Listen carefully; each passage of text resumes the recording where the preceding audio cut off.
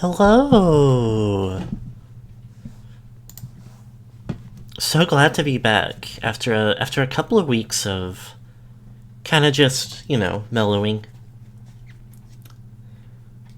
We kind of, decided it on a bit of an impulse.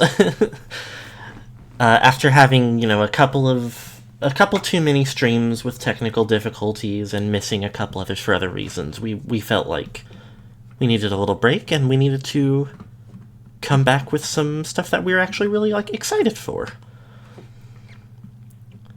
Some of the stuff that we did want to play might end up back on the docket at some point.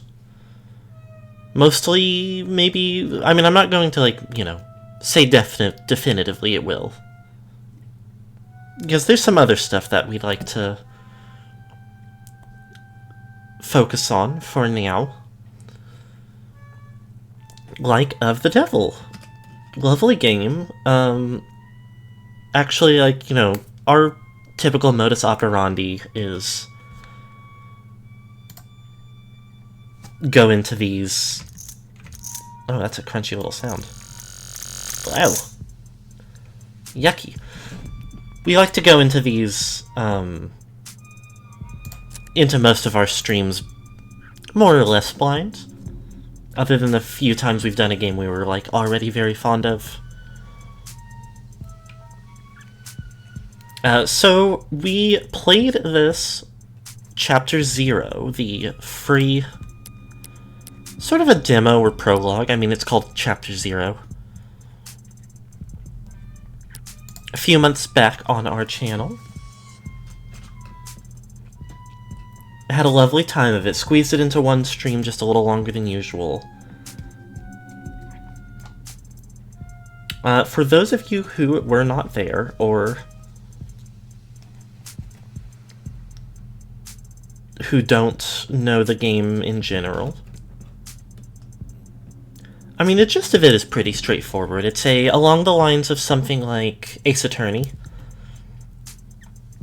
We play as this lawyer, criminal attorney in a futuristic city where, surveillance is super tight. So pretty much everyone who does anything illegal gets...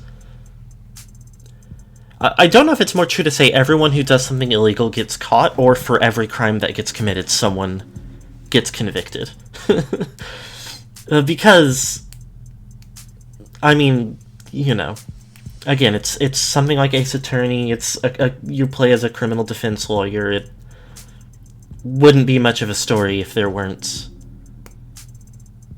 people who get wrongfully convicted. The latter sounds more correct, for sure, for sure.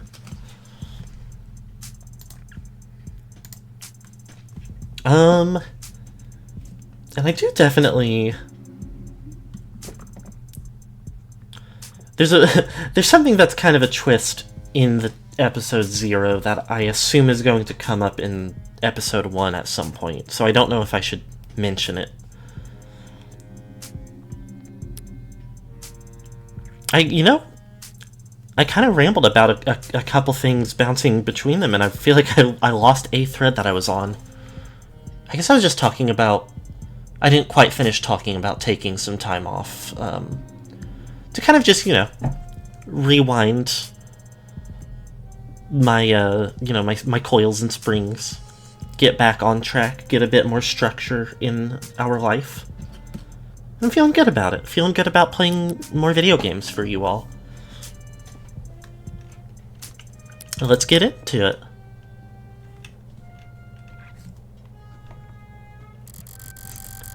Episode 1 is a self-contained mystery, but it contains massive spoilers for Episode 0. If you haven't finished Episode 0, it is strongly recommended you return to the title and do so before proceeding. You can choose to play Episode 1 in High Roller mode. In High Roller mode, you're limited to one save slot and you won't be able to reload your saves while inside the courtroom. Quick saving and autosaves will be disabled as well, so remember to save regularly. The minimum ante for hands will be increased. The minimum and maximum penalties for answering incorrectly during trial gameplay will be increased. But the maximum ante will be increased as well, allowing you to earn the largest possible high score for credit in this episode. Completing this episode in High Roller mode will also unlock an exclusive phone charm that can't be earned any other way. You can turn High Roller mode off at any time in settings, but in order to turn it back on, you would have to restart this episode. Contains time-sensitive choices. You can double their duration or disable them entirely in the settings menu. That's lovely. I think I'm okay with that. Episode contains testimony segments. Objectionable words or clauses will become red when you prepare to call on them. This additional hinting can be disabled in the settings menu.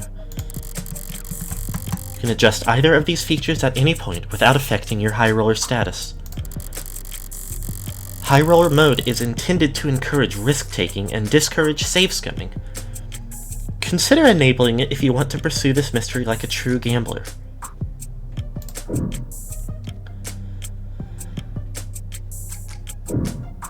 Oh, that's cute. First thing I will say, if you're already here and don't know the game, I would obviously appreciate you sticking around, but if you think it's the kind of thing you would like to watch episode 0 first, or, you know, could try to play it for yourself or anything, then we got the spoiler warning right there at the head of the intro, I suppose? Intro?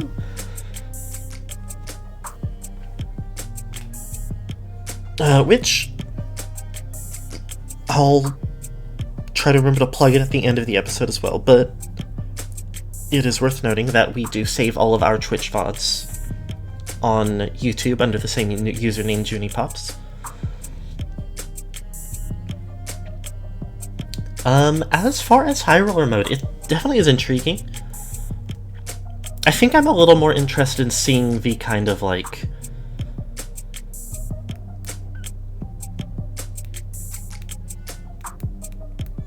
having the option to, like, see the totality of the game. Save and load as often as you like, for the perfectionist. I don't necessarily expect even to do a lot of reloading just for the sake of, like, better results. Unless I just feel like I've super bombed it. You picked standard. Enjoy the mystery.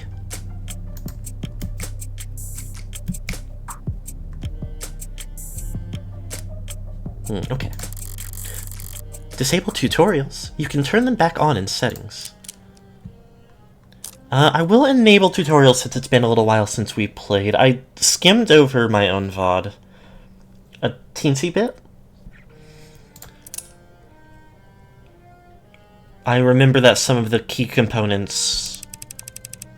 I mean, that aspect that I was talking about with the ante...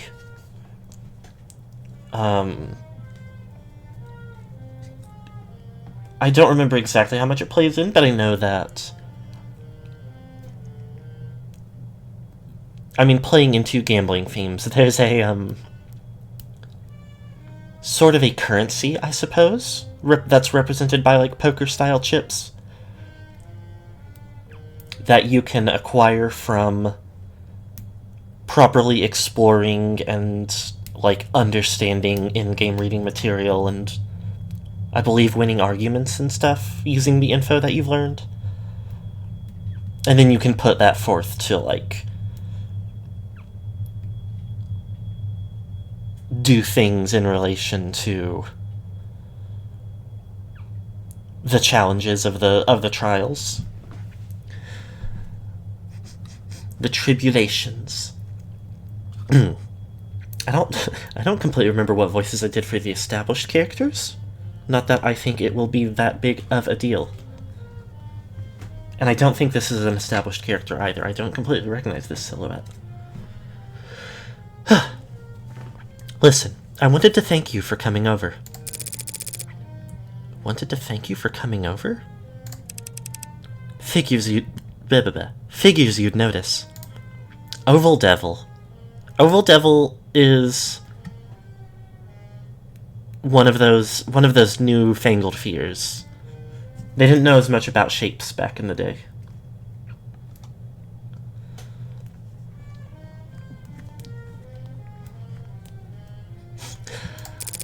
Anyone could tell something's bothering you. You're the first person to say anything. What happened? The police came to see me.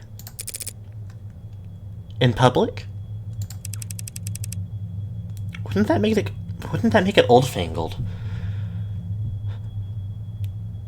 I feel like it would have just fallen... Before they knew what ovals were, it would have fallen under fear of the unknown. But once ovals, as a concept and an object, were more defined, people could be scared of it and give it power in and of itself. I don't actually know anything about how Chainsaw Man works. I guess probably he pulls the cord on his chest.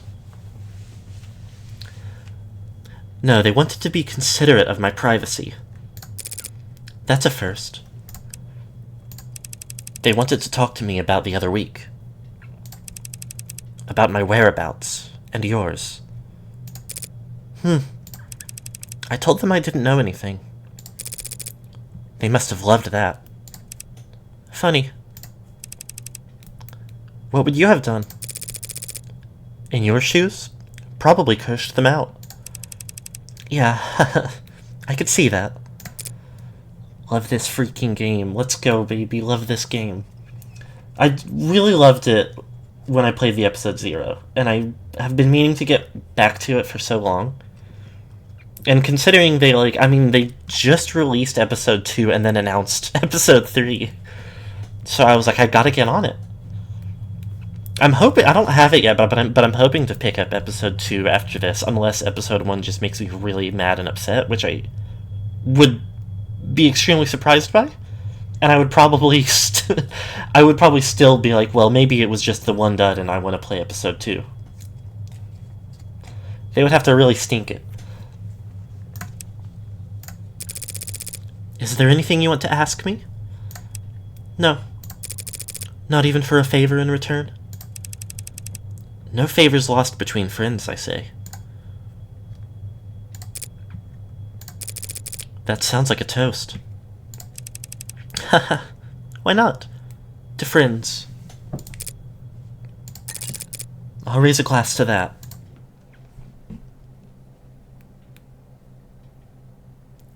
Not even for a Scooby snack? Ah!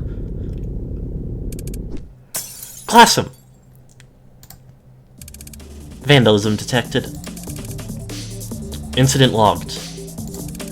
Recorded at 8:55 a.m. local time.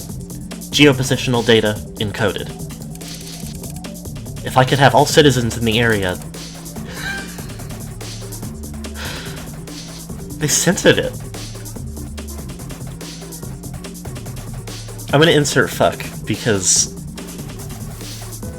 Fuck off, copper! Visuals impaired. Facial recognition compromised. Ping nearby opt-ins for corroborating evidence. Hey, he's lighting up every phone on the block. We need to go now, or what, he'll use his outdoor voice? Or he'll have us pinned down to our dental records before you can say we're It's a powerful new slur. Couldn't even dream of the scary cusses in the future. The technology in this setting is so advanced from, 60 years in the future that they could retroactively digitally censor the very game.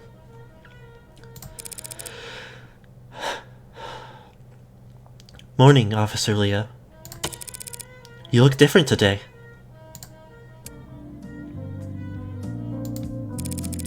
You do something new with your uniform? Good morning to you too, Morgan citizen. To answer your question, no, I have not undergone any recent retrofitting. If you'd like a more detailed record of my maintenance history, you can make a request for... I've got it! Must be the new coat of paint. You're referring to the act of vandalization that just took place. Only the most recent one. Super Cop over here has a new dent every time I see him. Scars honorably earned in the line of duty, scanning the street for jaywalkers and loiterers. Don't worry, ma'am. A report has been filed and the police are working to resolve the situation. Civil disobedience at this time of day? What's the world coming to?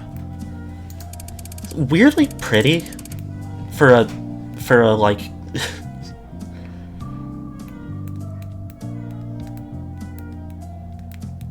I understand there's an extent of logic in making your like androids and holograms and stuff. That's already, if you're making it humanoid, it makes sense you don't to make it look like a human, but if you're going to make him wear a helmet and body armor all the time anyway, why bother?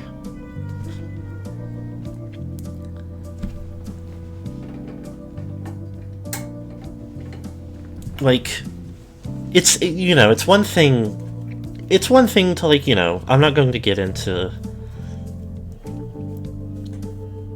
the, like, discourses around humanity of, like, machines and stuff, but it's weirdly humanizing to do for a cop. They're just stragglers, man. There was a period of unrest in the area last night. Unlicensed protesting and demonstrating without a permit. Well, I hope you threw the book at them. The disturbance was handled, but individual instances of volatility may occur during the next 48 hours as we work to apprehend outside actors. Thanks for the forecast. So does the bleeding stop on its own? Androids don't have blood, ma'am. Assigned cop at birth. That's fair. This is just a leakage of oxidizing fluid. My mistake. So you don't need a bandage, I take it? The leakage will dry shortly. With that conversation thoroughly exhausted, I let my mind wander as I wait for the signal to cross. I unfocus my eyes and dull my hearing, sinking beneath the hum of the city street,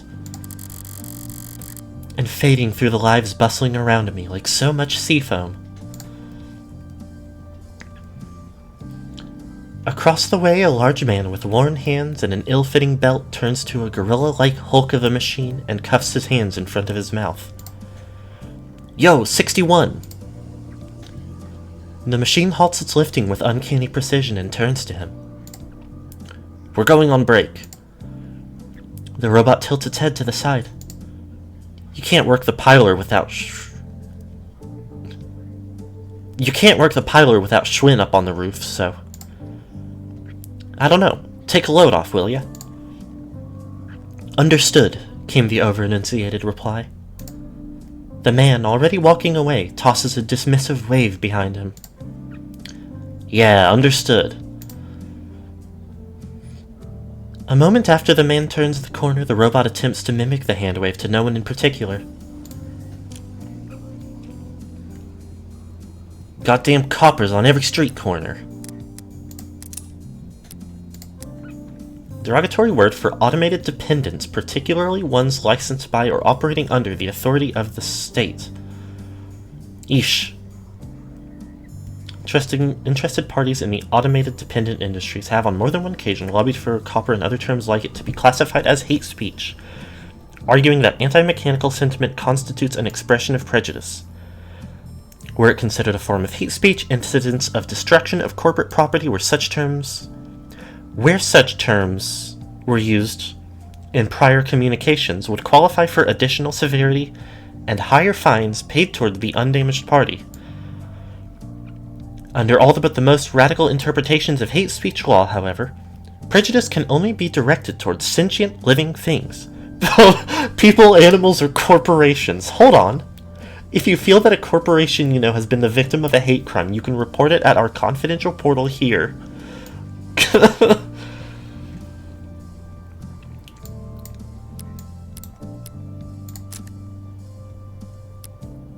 Yeah, that's touching on some of that, that good old-fashioned...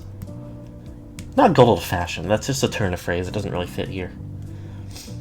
I know authors who use subtext. They're all cowards? Have I beat you to the punch? Yeah.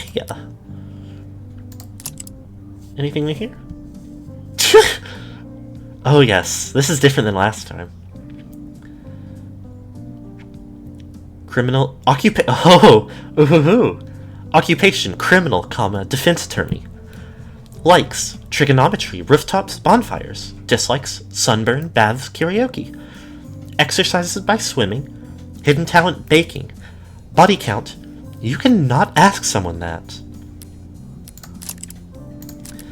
Yeah, like a very, ripped from the headlines bit of narrative. Like...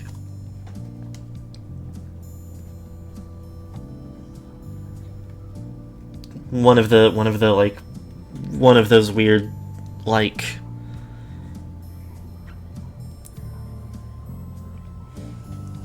people responding to the admittedly way too present, like, push for,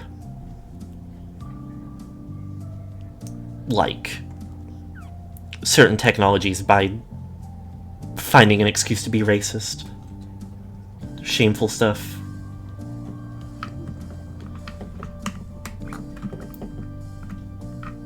I guess it has been going on a couple years now, probably, huh?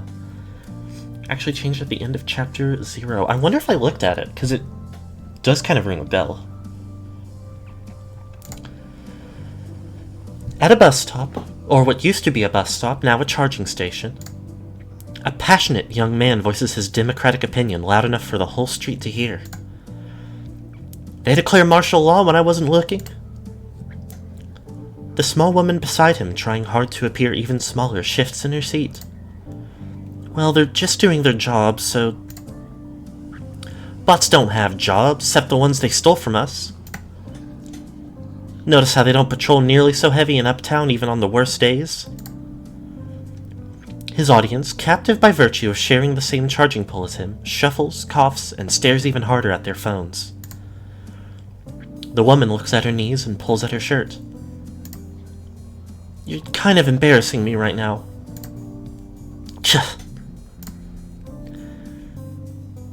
He makes a vague gesture with his hand to indicate he stepped off his soapbox, and the shoulders of everyone around him relax a centimeter. Oh, now that's just... A woman with exhaustion in her eyes sighs at a hologram floating above her chrome-plated palm, while a rounded, smooth-looking android pushes a carriage behind her. Whoopsie. That's not a problem, actually. Body mods may refer to cybernetic prosthetics, artificial implants, neural enhancements, or any combination of the above.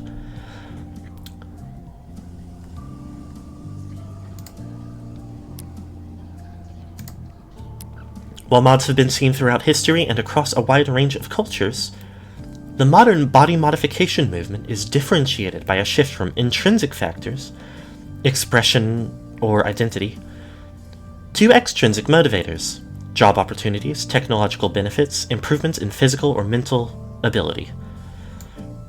Historically, mods have been classified based on which section of the user's spinal cord the interfacing occurs at. Thoracic, lumbar, or cervical, but this system does not account for mods which interact directly with the human brain. The increased prevalence of so-called above-the-neck modding in recent years has led to several corporations and medical organizations proposing their own new classification systems, but so far none have gained much traction. Users also frequently searched for, can you return mods? Can you undo mod surgery? Best reviewed neural implants, 2086.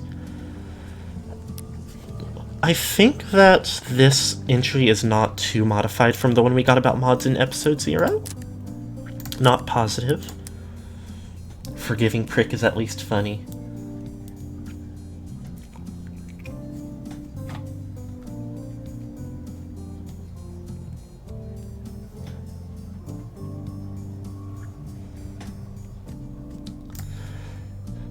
Ellen, walk her around the block. Get her some air, would you? Apparently, this call can't wait and it's louder than a garbage disposal out here. Of course, ma'am. I'd be glad to. The android punctuates its sentence with a sound halfway between a whir and purr, which, judging by the coos and giggles coming from the child, seems to have been well received.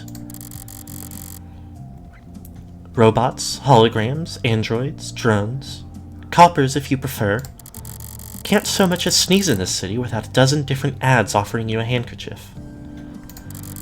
There's a vocal minority that thinks they're the downfall of civilization, but for everyone else, you're too kind, ma'am. Thank you for your concern. It's hard to hate them when they're so eager to please. Crosswalk's giving me the okay. Keep us safe, yeah? Have a good day, Morgan citizen. It's a bright, crisp morning in the city. Oh, you can tell by this little sliver of blue sky up here. Lights changing and people moving in click-clacking harmony, all smooth as clockwork. Were I in a worse mood, it would all be a bit much. But I went— oh!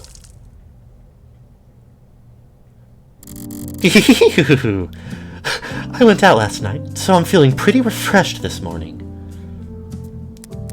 Now, can I get a refresher on that? No, that was just a little surprise. That was in French. I feel like I could have reasoned that out if I had if it didn't cut the time loose on us. So yeah, the spoiler for episode 0 is going to become apparent very quickly if it hasn't already. I might touch on it a bit more.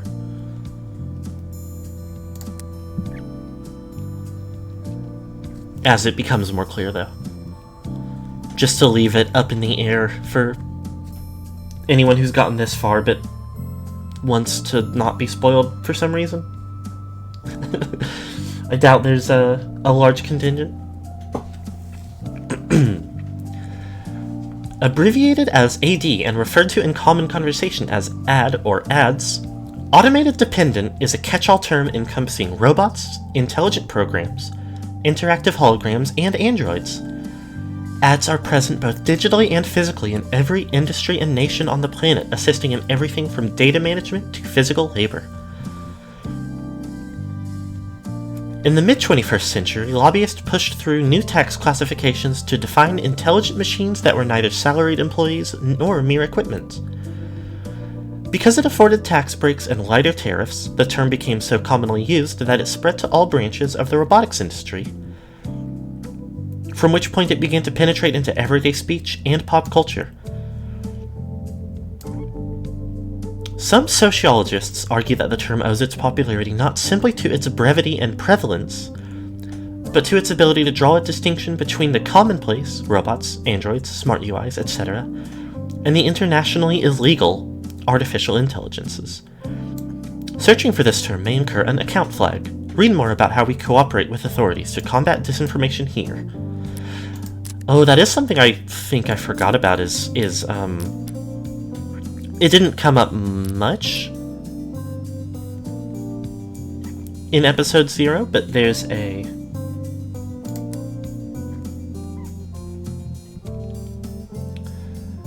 might be worth titling that Chapter 0 spoilers impossible to avoid.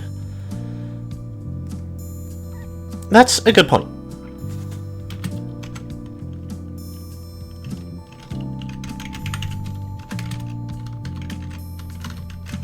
Just to be safe.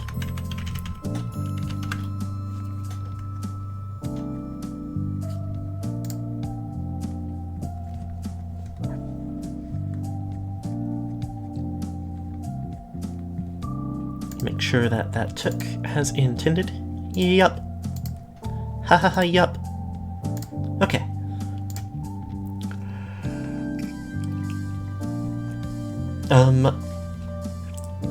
So part of the gist is that, I mean, as pretty outright stated in that little lore entry, pretty much all of the machines and, you know, anything, robots, holograms, are like primarily designed for like fulfilling a function in some way. Proper like sentient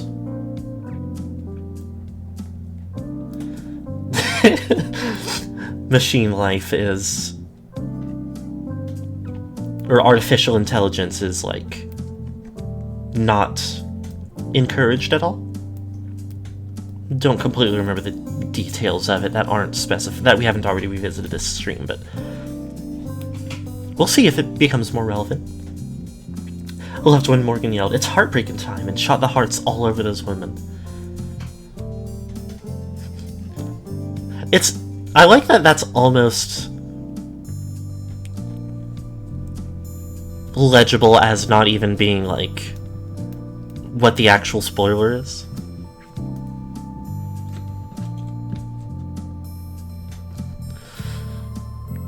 I mean, you know, it's pretty on the nose, but it's also like, you can interpret it. You can interpret it in a variety of ways if you chose to. As I reach the other end of the street, I pivot lightly and give Automated Dependent Assistant Officer L30 my best impression of a salute. "Thank you for your service." And of course, he creaks out a mirrored response. No sense of sarcasm, the poor bastards. But I didn't come all this way downtown to poke fun at the only happily employed class in human history. Yeesh. No, I came down here to make an important purchase. Today, I'm going to buy a gun. Of the Devil, Episode 1.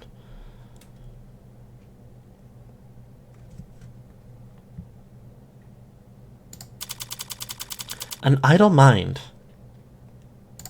Good point, with a gun.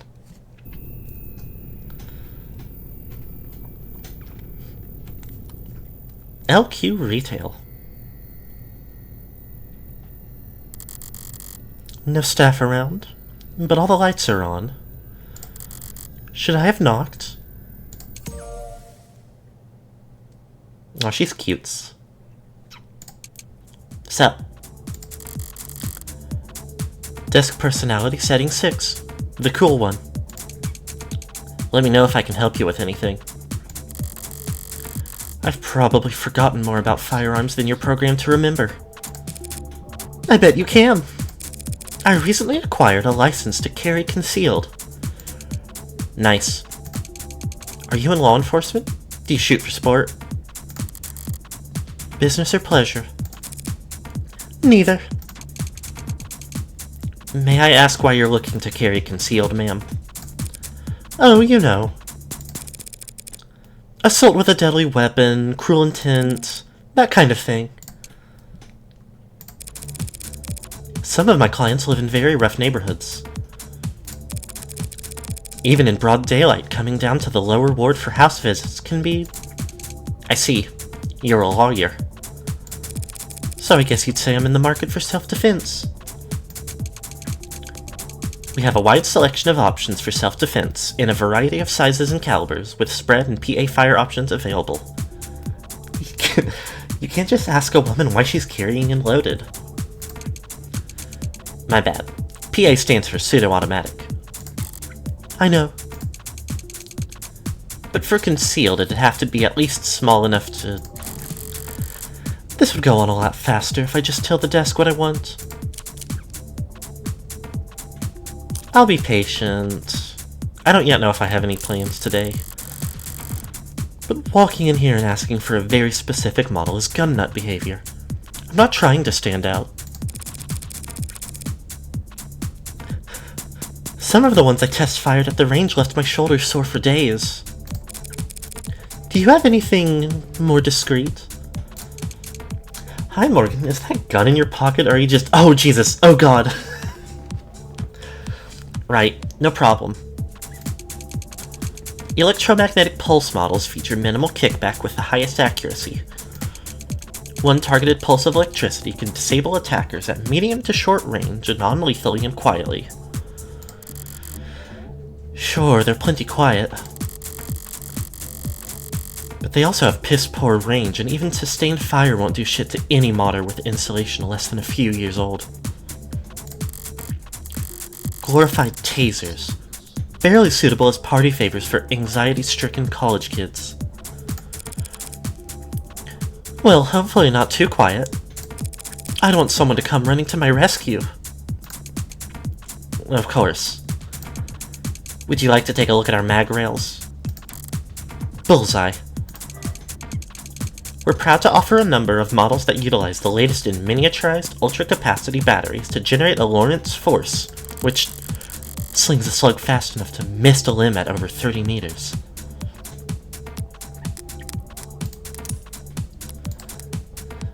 A slang term meaning to shoot or to kill that originates from the bloody spray produced when a modern firearm's projectile makes contact with living tissues.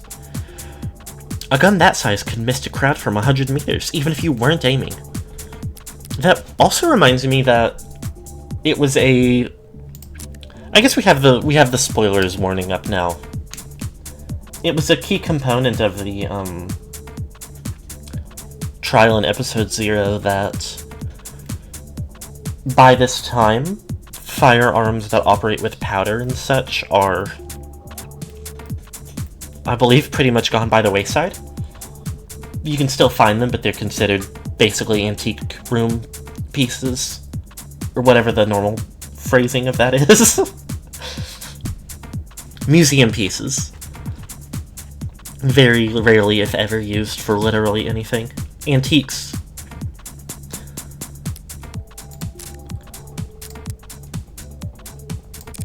And it's safe? Of course, ma'am. My bad. Two-factor safeties with GPS and emergency services sync. It won't go off unless you want it to, and someone will definitely come running.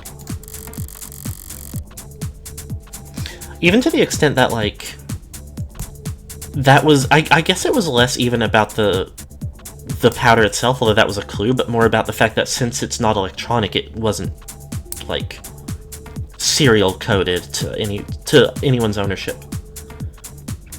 These electronic guns have, like, touch recognition and such. All those convenient safety features make it incredibly easy for the police, or anyone who can dupe their toolset, to lock you out of your own gun with the flip of a switch. You couldn't walk a piece like that down a single uptown street without passing through 9 or 10 no-fire zones. They're the very worst, most useless kind of weapon a criminal could buy. Sounds perfect. How do we get started? Why does it feel like every desk I run into has to be such a character? Mercifully, it's tucked itself away while the fabricators get the gun tagged.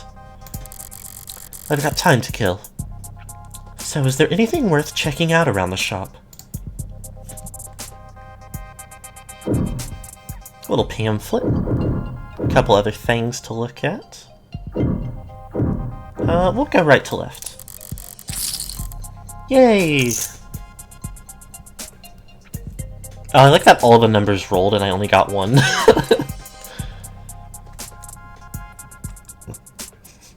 When the chips fall, these ordinary people, they'll eat the chips. Someone left a datapad out here. What's in the news today? Lobo threatens Tetra with ransomware vulgarity. The internationally wanted terrorist and serial data thief, most commonly known as Lobo, has seized a cache of vital Keystone data files belonging to the Tetra Metallics Group, according to a press release from the mining conglomerate. In a blitz of cross-posts on 90 different socials, translated into all 11 dominant languages, the supposed hacktivist, radical conservationist, and gentleman thief made clear their intent to ransom said files back to their lawful owners, at severe cost. Though the posts were quickly flagged and quarantined thanks to user reports, Lobo's latest manifestation, which we have declined to publish here on the grounds of journalistic integrity and due to the strong language contained within, has remained in circulation thanks to a loose network of rogue data harbors. In addition to a sizable monetary ransom, Lobo put out a list of demands that spanned pages. Most prominent among them was a call for de-escalation of all conflicts surrounding rare earth metal deposits around the equator. Sources at Tetra refused to confirm or deny reports that Lobo's captured data impacted only their billing services, but insisted that the corporation could not in good faith resume distribution until the ransom situation was resolved. Market prices for rare earth metals surged following the hacking attack as supply halted and demand rose, stoked by memories of catastrophic supply chain disruption in the mid-21st century. A spokesperson for Mining is Progress, a lobbying group that represents the rare earth metal industry, called Lobo's repeated attacks acts of terror against the free market. Whoa there. Looks like... Ouch. I bit my tongue somehow? Whoa there. Looks like you're not logged in. Wanna take care of that real quick? The big man himself? The DC Space Bounty Hunter is threatening everyone's favorite Zelda iteration? It's like if it, to rival Marvel vs. Capcom, DC Comics got into Smash Bros.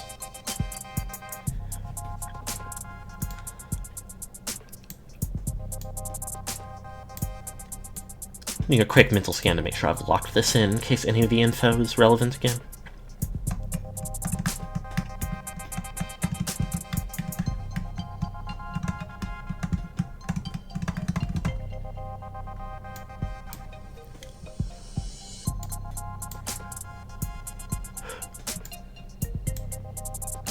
Very interesting. Okay. Lobo, again. Or someone using their name. I assume that's the... Yeah, so I can double check. I can recheck that if I think I need to. That's good to know. I'm sure that was a feature in the first... in Chapter 0, but... Suppose it doesn't matter if they are the original or not as long as they're a genuine threat. And no one could snare a corporation as rich as Tetra without serious skills. It does seem consistent with Lobo's politics, making demands for...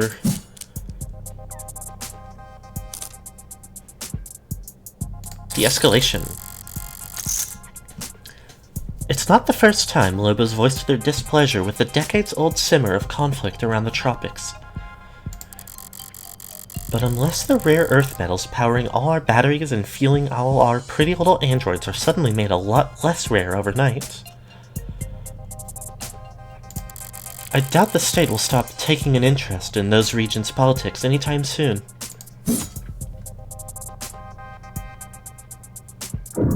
I have my quick bar.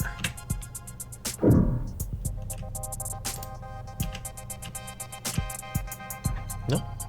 Don't show me that. Oh, a tab?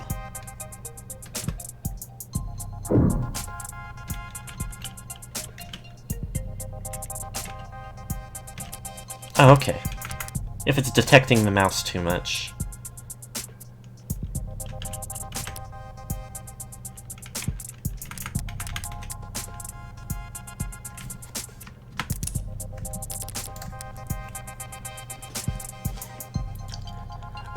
We tried to process your request, but Lobo beat our ass till we ragdoll. The big bad wolf was here. You are welcome for clearing out this cache of soy slop before it could clog your brain's arteries any further. To whatever dumbass dishwater script kitty they yelled at to come fix this. A word of advice from your superior. I own that password suggestion algorithm.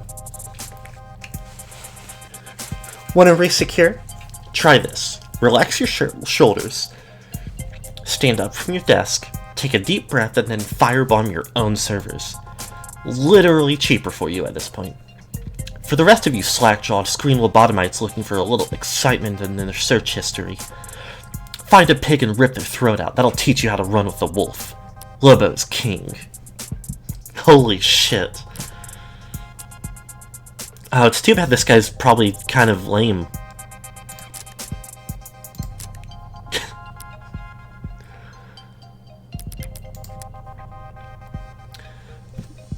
one of those guys who's almost halfway almost extremely like interesting and cool, but halfway totally like a dipshit. The build-up of a serious, mature political activist, and then he's straight out of, what the fuck did you say about me, you little shit?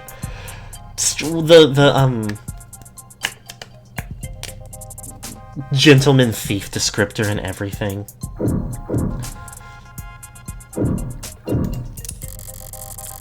There's some kind of news program playing on the screen. Most public places are too scared to put on any channel with content more political than the smiling micro-apartment flippers. But this is a gun store, after all. Power is always political. Anything hiding in the rafters? Anything behind the counter?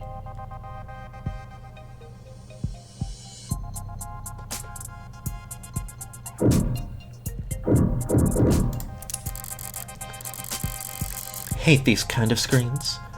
Gotta look at them with your nose turned up or else they start eye tracking. Next thing you know, they're saying hello on a first-name basis. Yeah. Yeah. Whoopsie. But I've got practice with this sort of thing. I can skim the headlines at least. Why the 12-6... 12-6. Ew. Why the 12-6 work week gives us more free time than ever.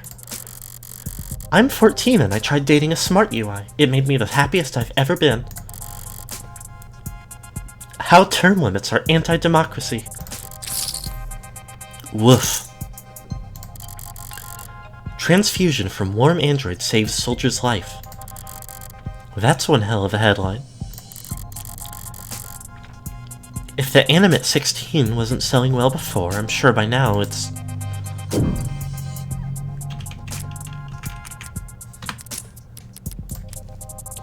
The Animate 16 is the latest android produced by Noble Electronics, and we think it's the greatest machine the world has ever seen. Boasting a battery life of over 154 hours with patented soft-touch digitation, remarkable tenderness and sensitivity, and the uncanny charm you've come to expect from us, we're sure that your Animate 16 will be the best purchase you make this year, and you'll never want to go back out in the cold. Not interested in sponsored search results? See further with a premium account.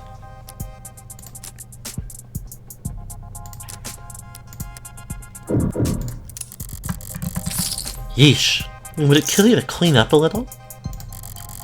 Guess the desk kindly asking customers not to litter can only get you so far if you're not willing to pay someone to sweep up. Wait, is this trash? This flyer, it's scannable? Stagnancy theory, really? They get a lot of self-proclaimed philosophers in here? A stagnant world, modern man's plateau. Renowned net philosopher Corbin Cawthorne, real name withheld, offers to take you on a deep dive into the global trends and sociological patterns that have driven our planet to the halting point in his groundbreaking and controversial seminar. Moore's Law used to be the benchmark, now it feels like a pipe dream. We used to dream of humanity marching bravely into space, of artisans crafting virtual wonders that made the confines of our own reality seem limited. Instead, our brightest minds spend all their time and effort kicking the can of climate crisis down the road, while their more fortunate peers spend their most productive working years in search engine optimization and customer experience design. The middle class, eaten alive by the rich they prop up, can no longer afford the very products they help create. Without mass consumer demand, tech no longer has evolutionary pressures to be as small and powerful as possible. In stagnant waters, only parasites and diseases grow aplenty. The only cure comes from you taking action. There's another link at the bottom, probably leading to a collection dish.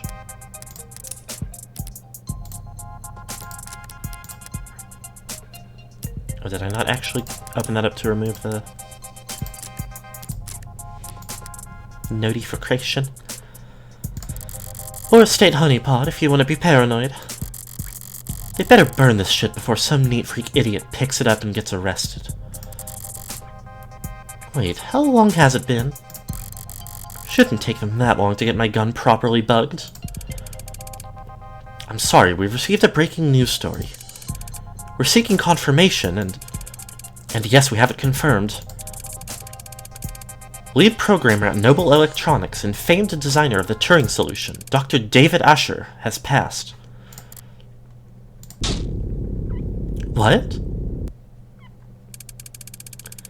Proprietary Vantage Automated Dependent Management System, along with the Animate series of androids.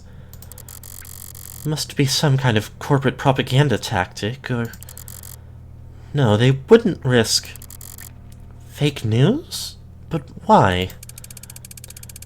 Perhaps best known for his breakthroughs in the fields of machine learning and language. Misinformation, maybe, trying to... Authored many of the developments that allowed for Noble's rapid growth and market dominance. David Asher is dead? Including the popular Desk series of smart UIs. That's very sad. I didn't ask. Sorry. I just... Commands only. Understood. Will you be paying with cash or credit? Debit. Like how that was given a little bit of weight as if it was like a badass line and not normal. 9:41 a.m. July 1st, 2086. Don't remember when episode 0 took place other than same year. The gun was light. Lighter than I expected. A real gun should always be heavy. Greater than the sum of its parts. Yeah, just her being petty. Not a badass thing to say. Also, a thank you so much.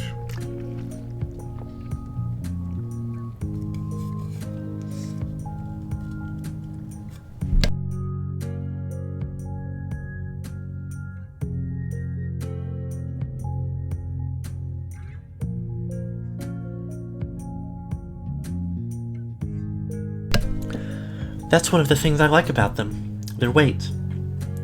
Walks in and falls over. Oh my gosh, be careful. I have to dip for appointment, take care. Hope your appointment goes well. Thanks for hanging around. Also, hello. Like they're anchoring the world around them. Like they're a fixed point in time. Like everything else is just relative to them, either closer or further to the end. I would have liked something heavier during that walk back to my apartment. I would have liked to have something to feel far away from. Morgan's apartment. I like that the text is digital, but it kind of looks... It's different sizes, so it looks just a little bit like Ransom noted.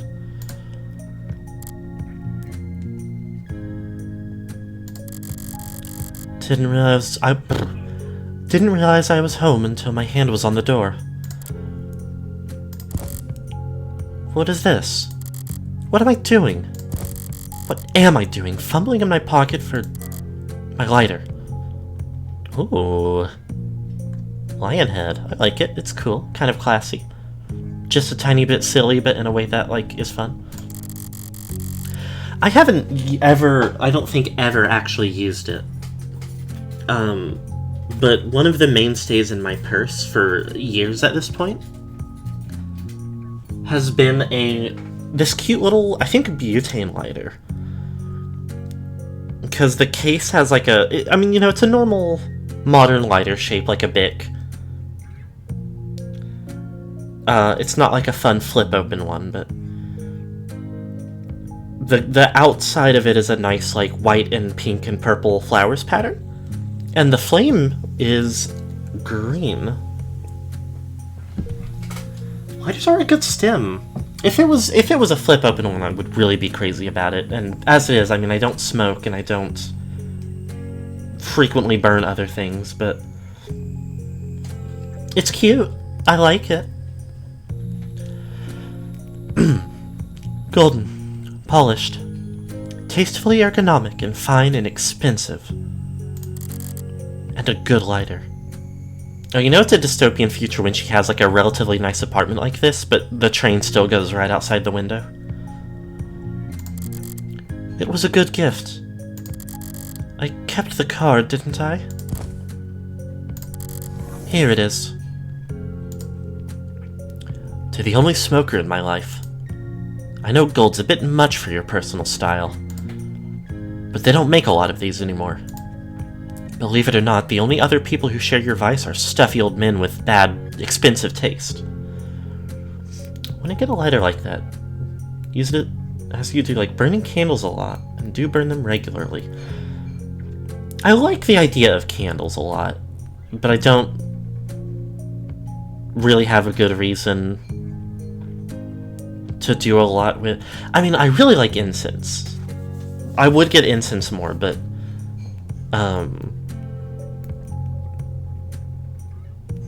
especially, like, my wife is, like, worried about her lungs, and not ever... not really anything good to do with it that doesn't make smoke. Hope you can manage to get some use out of it anyway. Your friend, David. Tell me about David right away.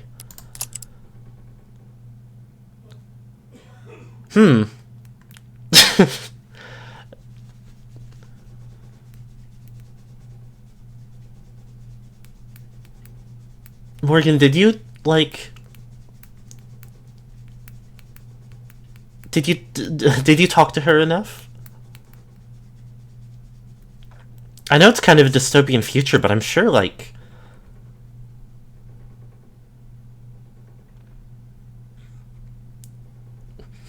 There's like, super advanced, like, prosthetics and stuff. I'm sure you could have encouraged your good friends to, like, transition before she died, considering she was already dressing like this. Date of birth, October 28th. Height, 180 centimeters. Weight, 68 kilograms. Blood type, O negative. Occupation, lead programmer at Noble Electronics. Likes street food, crowds, fishing. Dislikes, brain freeze, driving, lint. Eyeglasses, custom designed by Fiamma. Shampoo, expensive. Sense of humor, unique.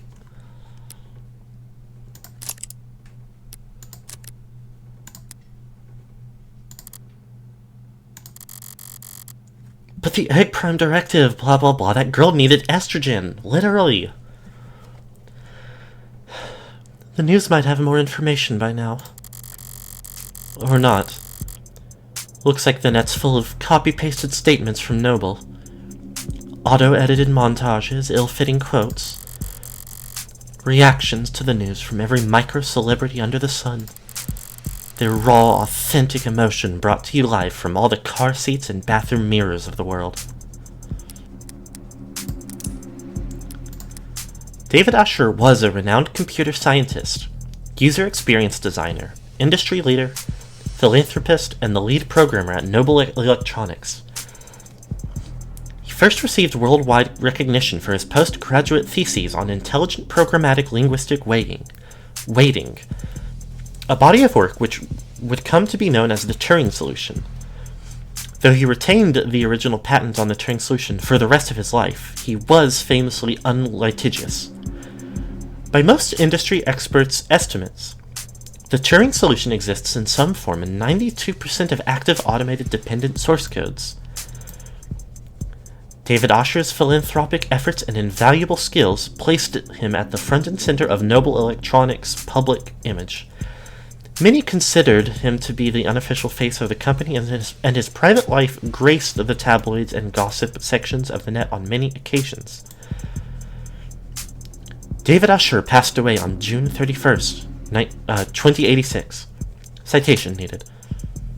This entry has received an unusually large number of suggested edits in the last 44 minutes. Dissemination of disinformation is a Class 3 misdemeanor. Spreading conspiracy theories about public figures is a violation of our terms of service.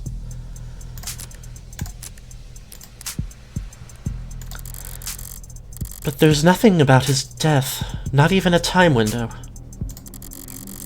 Did he die this morning? Was he found dead in his bed? Has he been dead for days while Noble's just been waiting for the right time to let it leak? Or did he die last night while I was out screwing around? A phone call? Better not be work-related. I'm not in the right mood. Oh, Morgan. Hey, thank you for picking up so fast. She's Jessica Starling, who asked me to call her. Hi, Jess.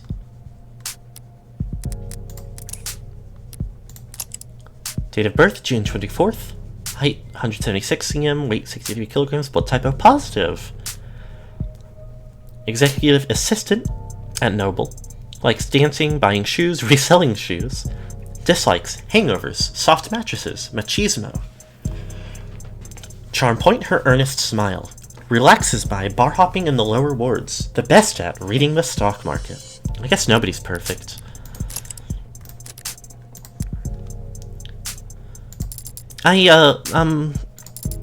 Listen, I need to have already seen the news. What? Of course you have, duh. I'm sorry I didn't tell you sooner, with the company and their people and all the... What I mean is, if it were up to me, you would have been the first call I made. For a decision like that to be up to David's assistant, about 1,000 other Noble employees above her on the ladder would have had to get axed, but... It's alright, Jess. No one ever really knows what to do with these kinds of things. Still, I'm sorry you had to hear it from a stream Chiron. What difference does it make how the information gets to me? I could have stumbled upon his corpse myself and I would feel mostly the same. Well, I appreciate you taking the time to call me anyway. Yeah. If I want more information, she's the best source I'm going to get. Maybe for weeks. What to ask at a time like this? I'm supposed to express denial first, but she's probably short on time. And I don't feel like following the playbook to the letter right now. Can you tell me what happened? The police, they think that he took something. Suicide? And the police are already involved? They say it was some kind of poison or... God. Noble's got a lot of weight to bludgeon the state with, especially in this city. I would think they'd keep the police at arm's length for at least a few days. Listen, Morgan, I need to ask something of you. Of course, Jess, whatever you need. Whatever you need? A bit much, but she's grieving. This is just how people talk. And it's not like my day was really salvageable anyway. I'd like to bring you up here to David's place. What do you mean? There's something I have to give you. You're not handling his will already, are you? If the police are involved, it'll be a while before... No, I'm sorry, it's not like that. Before he... No, please, don't hold back on my account.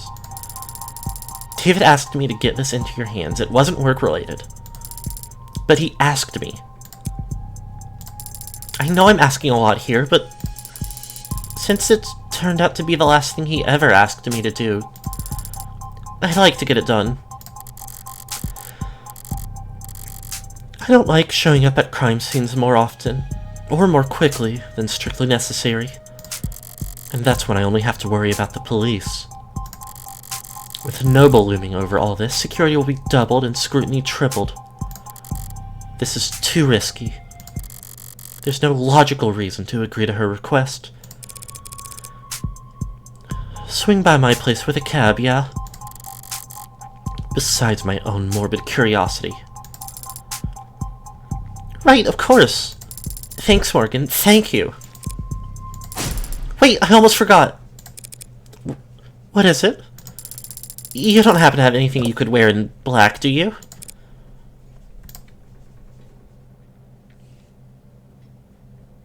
Funeral? This quick? 10:11 in the morning, the next morning. In transit. The autocab hums a synthesized purr as our on-ramp merges onto a canopy superhighway steadily and suddenly all at once. Not much super about it, but it does cast one hell of a shadow.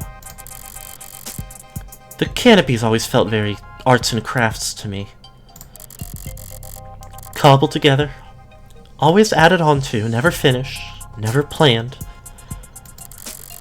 It's clearly taken a lot of time and effort to make, but the end result's still ugly, and it feels like it could fall apart at any moment. You okay, Morgan? You look a little carsick. I'm fine. Thanks for asking. But if I ignore her texts now, so she'll just send more later. We swear if we add one more lane, we'll solve traffic problem forever. Just one more lane. One more lane to every road, and one more road every block. And then one more lane on each of those roads. Which? Who the fuck is this? Hey, Freckles. Saw your friend Asher on the news. Rip. Thank you. For trying to be sincere. Worth a shot. We all have our strengths. God damn, you are one passive-aggressive little girl. Why does all your filial piety go out the window whenever you talk to me? Filial piety doesn't work on you. You love yourself too much to appreciate respect. True, went the train. Who the fuck is this? See, Freckles, you can be very insightful. When you aren't too busy side-eyeing the whole world. Wonder where I picked that up from. Not from me. I'm pretty sure you were born muttering insults under your breath. The nurses tried to make you cry and you responded by giving them self-esteem issues. Did you ever have dealings with Noble? Hold on, it reminds me of the, like, that weird, like, pro-Jesus, or pro-Christian, like, copy pasta about the, like, baby that was born smiling and laughing and wouldn't, like, wouldn't, like, smile any less as the, like, doctors and nurses tried to beat it. And then it, like, revealed an abortion pill in its hand and said, "No weapon forged against me shall prosper," or some shit like that. One of the most, like, this shit did not happen and I cannot believe anyone believes in it, like, fake-ass Facebook viral stories.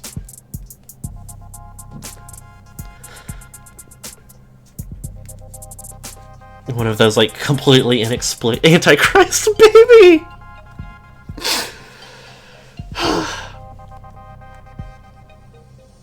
Did you ever have dealings with Noble? 10 out of 10 shift in the convo. Subtle as a car crash. That's why I'll always swing for that home run! Ah! Subtlety doesn't work on you either. Well, it might. If you were good at it.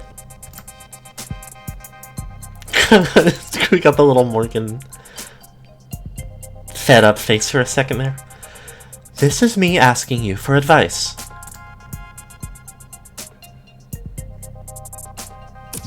Okay. I guess this never sunk in.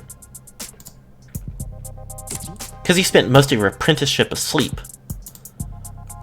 But my clients were all celebs. The rich and famous. I didn't have that many dealings with the Megs that owned their likenesses. Is it really that different? Plenty. Celebs don't like people seeing their dirty side.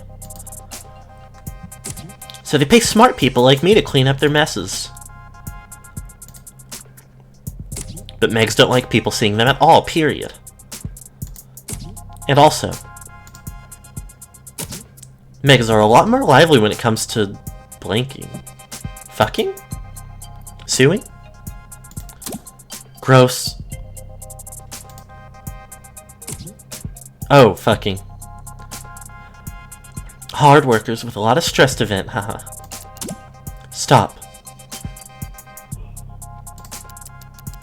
Do you have any actual help to offer? Truth be told, I did have this one run-in.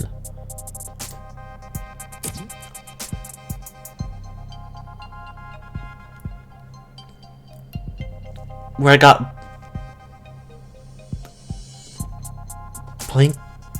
fuck deep? Shit deep? Brand new swear for the digital age deep? Into corporate intrigue. Why? Because I got up the tits deep? Anilife's 45 poster girl.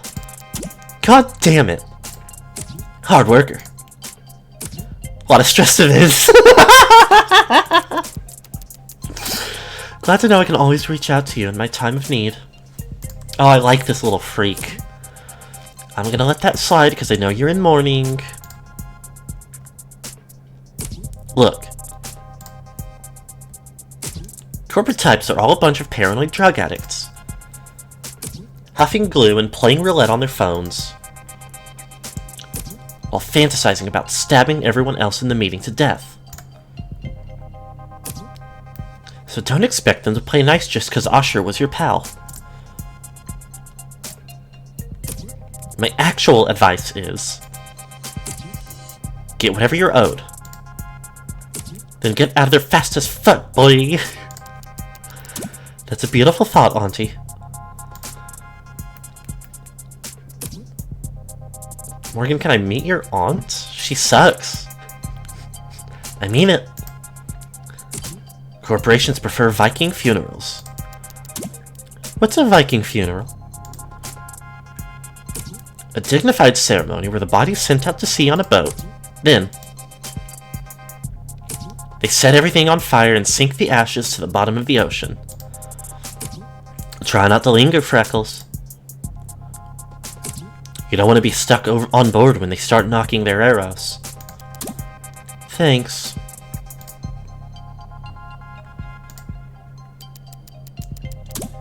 But what the hell was that about me sleeping on the job? I worked harder in one day than any of you Gen Alpha drunks did all week. Should've worked smarter, lol. And if you want to go there, you did literally fall asleep on the job.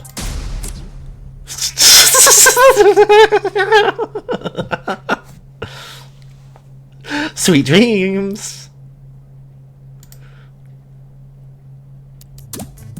What is that? What is that? Why do you have that? Why do you have that? It's not even accurate. Work parties are still work, Freckles. I only had my eyes closed. Because all you old farts had your cameras flash on. Morgan, something wrong? You're sweating. Just deleting some spam.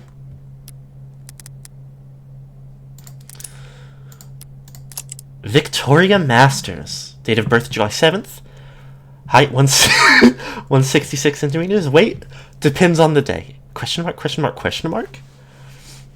Blood type AB negative. Occupation lawyer to the rich and famous. Semi-retired. Likes handsome men, pretty women, expensive liquor.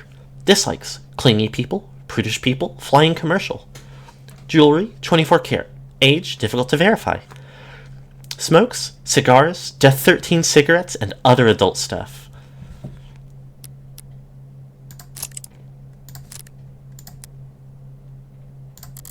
We've got a couple more minutes of crawling through the canopy's guts before we reach David's part of the city.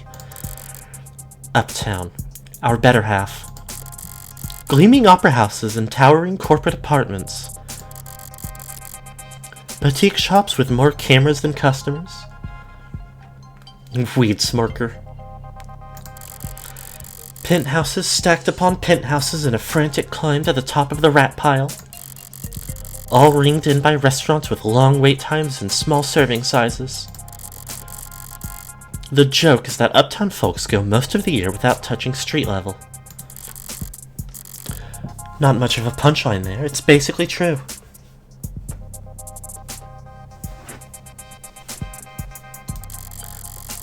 By now, his whole block must be swarmed with cops. Themselves surrounded by media. And all encircled by onlookers. I could try and enjoy these last few moments of calm. But if the storm's coming either way, I'd rather use this time to try and find my footing. Actually, Jess, if you've got a second, I was curious about...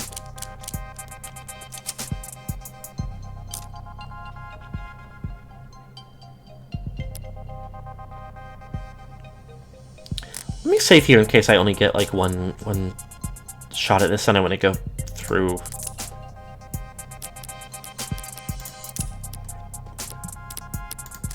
Just for looking at everything's sake. I saw that headline, by the way. The one where your warm android saved that soldier's life. Oh yeah, pretty feel-good, don't you think? So folks at the company must have been in high spirits lately, I take it? That's what I thought when I first heard about it, but... I don't know, maybe upper management's never happy? Because they're still just writing sales harder than ever, pushing the traditional consumer markets. Ooh, thank you for the sit up and stretch. Oh, I was working hard on the stream promo yesterday, so I spent a lot of the day kind of hunched over. Should definitely make sure I'm more gentle with myself today. I thought they'd start building a pitch for Congress the day the story dropped. A big patriotic campaign telling everyone why we need a contract for warm androids in the military. But I haven't heard about them moving staff around for anything like that. Maybe it's all above my pay grade. All the corporate power and money in the world. And they're still such joyless assholes that they won't even celebrate their victories. Okay, now I get to go through all of these. Remind me, how many years did you and David work together? Oh. Well, I started with the company about 4 years ago. They offered me a temp contract when I was graduating. I was put in HR right in the middle of a hiring burst, so I spent 2 months in the Warrens. Then an aptitude test got me fast-tracked to mid-low management. Sorry, Warrens? Oh, that's just what we called the company dorms back then on account of all the... well, all the people. Ah. Plus it was underground. Ah. Didn't see the sun that first month. My skin got so dry. Is that normal in your industry? Normal for everyone I've ever worked with. Except David, of course, but I mean, he was the best. Yeah. One Tuesday morning, Dr. David Usher walked right up to my desk like I had won the lotto. Said I should come work for him, Dr. David Usher, directly. On a random Tuesday morning like it was nothing. He didn't like to do things on Mondays. Said people were always too tired to get anything done anyway. Oh my god, the 12-hour 6-day work week that they were talking about in that other article too. The one we just saw the headline for. I think if I had to work those hours and also live on company in an underground place, I think I would like I would have just started attacking people at some point. Yeah, that's right. He did say that. I should know by now, right? 3 years of arranging meetings and keeping him organized and occasionally straightening his tie. He was a good boss. He was a good guy. Yeah. When did you last speak with him? In person? Thursday. Thursday afternoon. The day before yesterday. He seemed normal. Wouldn't mind living underground, to be honest. Don't mind darker areas, but everything else is still really shit. Yeah, it's like, I could see living underground being okay if I have like a day-to-day that allows me to go outside. Like, full-time living and working underground would be like nightmarish. I can't even like imagine it. He seemed normal. I mean, I didn't... We still don't really know anything, Jess. You're right. Thanks. Thursday's the last time I saw him. That was when he asked me to meet with you. Go ahead and read this Noble search result real quick. Noble Electronics, LLC. Stock number, I don't know what that means. Except that it went down today. Better known as Noble Electronics, or simply Noble, is the fastest growing automated dependent corporation on the globe. Noble spent most of the 21st century chasing consumer tech trends like wearable smart UI interfaces, only pivoting to Androids during the 2070s amidst the decade's economic upheaval. The corporation struggled to break through to the higher tiers of corporate power until David Asher revolutionized their products with his Turing solution and the technological breakthroughs that followed. In the years since, Noble has secured approximately a third of the automated dependent industry global market share, with their desk hologram interfaces and animate series of upper-middle-class luxury androids in particular helping them grow at a momentous pace. Noble's recent foray into biomechanical androids was initially met with skepticism when pre-orders lagged behind previous year's numbers, but the Animate 16 is projected to reap record profits for Noble over the next 8 quarters. Having a room underground, a basement is nice, but 24/7, no thank you. Yeah, admittedly, some of the most comfortable rooms I've been in my life were, like, properly furnished basements.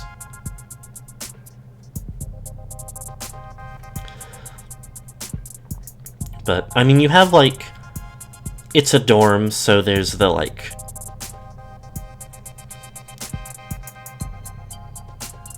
a greater extent of, like, unavoidable shared space, especially potentially with people you don't really like or click with.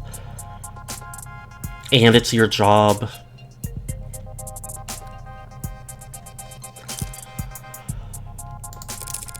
I'm guessing you've already been to his place. Yeah, it's a real mess over there. It's that bloody? Oh god, no, not that kind of mess. I just mean with the cops stacked on the media, stacked on the lawyers. Each of them with their own network of drones and all their droning. It's very,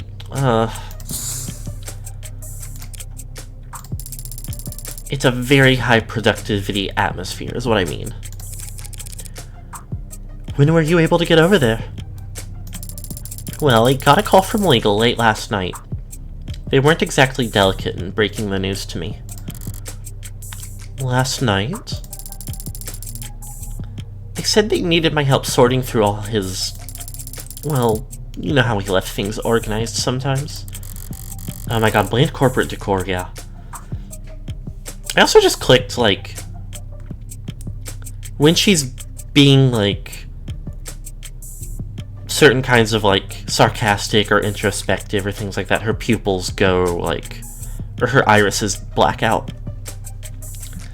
which is an interesting touch.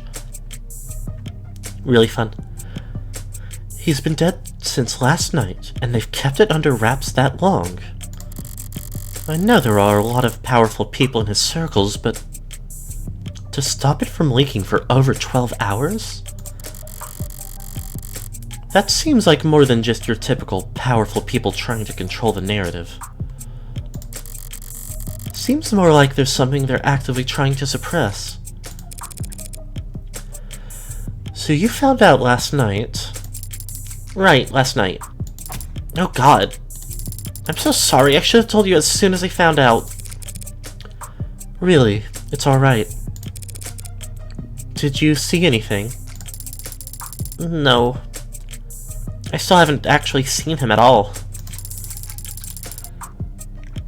He was airlifted to the hospital ASAP, and that's where he passed, so... But, well, I didn't get the impression that the cops had been there that long. Not compared to the lawyers. They and the rest of the company people seemed pretty entrenched. Noble set up camp before the police even arrived. So what time would that have been? I guess I got there around 9 p.m.? Yeah, because at 9:15 they switched my phone to silo mode and I got locked out of everything but my work stuff. Sent my last blot at 9:13, see? Gonna expire whoever put me in heels this morning, it me. They can do that to your phone? Lock you out of social media? Of course not. Well, unless I'm on the clock. Or off the clock but on company property. Then they can remote all my tech, yeah? How convenient. So if I got in at 9 p.m., I'd guess the rest of the company people had been there since 8:30 p.m.? I hadn't been there more than a few minutes before the mood changed. Word about the hospital declaring him dead had started to leak. I see. He died after he reached the hospital. That's unexpected. It's 2086. You might be in trouble if you get stuck in bureaucratic purgatory when you need to be in the emergency room, but other than that... If you reach the hospital alive, a good doctor can stabilize most any patient within a few moments. And Noble Electronics' lead programmer would have a very good doctor. So what the hell happened? Is she mistaken? Was he just not officially declared dead until reaching the hospital for some reason, or... Hard to think about, I know. Yeah. Or hard to believe.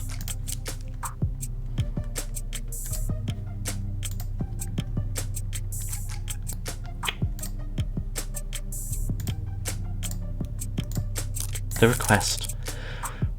Jess, I have to wonder. What kind of request did David make of you that it couldn't wait a few days? Right, of course. He asked me to give you something. Something? Is she trying to build suspense? Right, it's just, well... I don't know exactly what it is. You have no idea? He asked me to give you the contents of his safe. Are we headed to the bank then? No, see, he has this private safe in his basement. Maybe you've seen it? Well, I say safe, but it might be more accurate to call it a storage locker or a false wall. And all he told you was that he wanted me to have what's inside? Right. He was very clear about that part. Your eyes only, straight into your hands. Handle it in person, he said. Strange. This is all pretty analog for someone as technically gifted as David. Coming from anyone else, I'd call it paranoid. But David was never paranoid. Even when he had every right to be. If he wanted this handled a certain way, it must be for a good reason. So, David asked you to do this on Thursday, correct? Yeah, Thursday. And he passed last night, Friday. Yeah. Wait, you don't think that that when we met he had already decided? It's not healthy to speculate on that sort of thing. More importantly, it's not helpful. The dead don't have anything to offer the living. I should know. You're probably right. Besides, we'll need to focus. Judging by the size of the crowd I'm looking at, it looks like we're about to jump into the thick of it.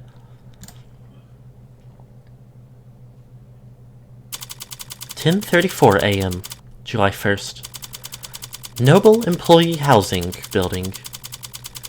Platea. Lobby. I thought there were a lot of police here before. Morgan Undead theory. Oh, we've cracked this whole thing wide open.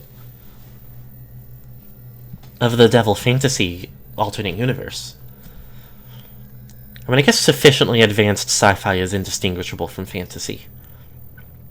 Or sufficiently rubber forehead prosthetic sci-fi.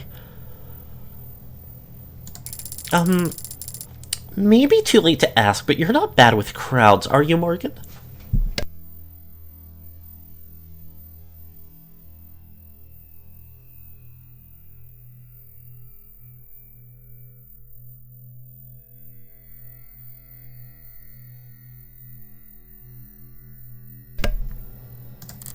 She's kidding, right?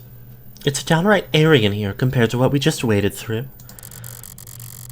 Wide eyes and clenched fists, heads peeking over shoulders and around signs. Police, both mechanical and warm-blooded, good lord.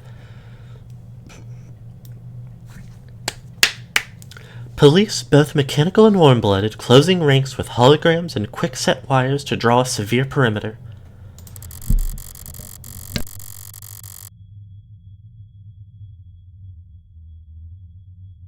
While protesters, mourners, fanatics, and busybodies shuffle about at the edges of the police line, the heat of their panicked anxiety washing over. Who the hell were all those people? Well, there have always been people with strong feelings about our products.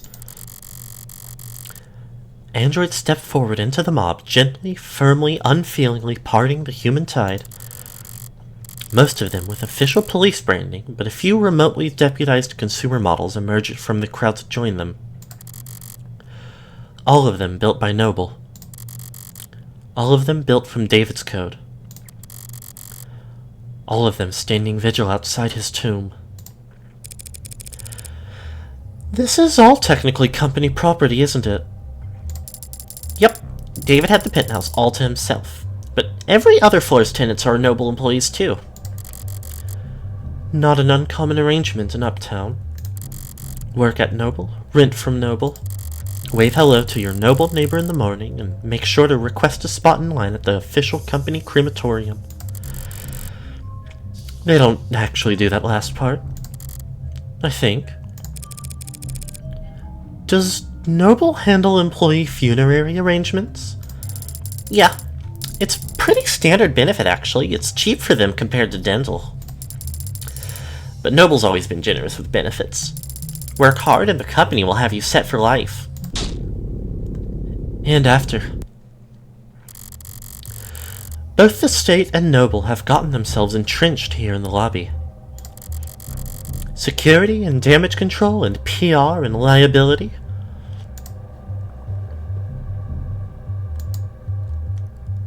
Hold on, I'm going to do a real quick I need to get a big drink of water because my throat's getting a little sore, so I'm also going to give my promo post a little halfway reblog.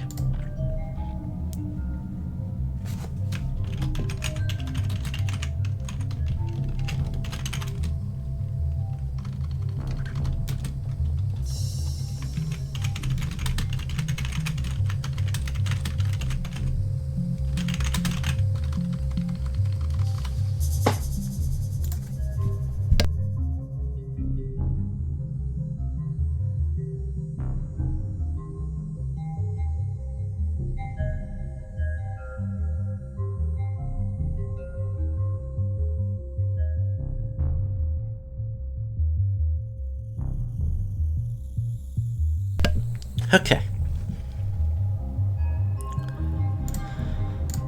Everybody just glad to be working. I'm feeling a little overstimulated.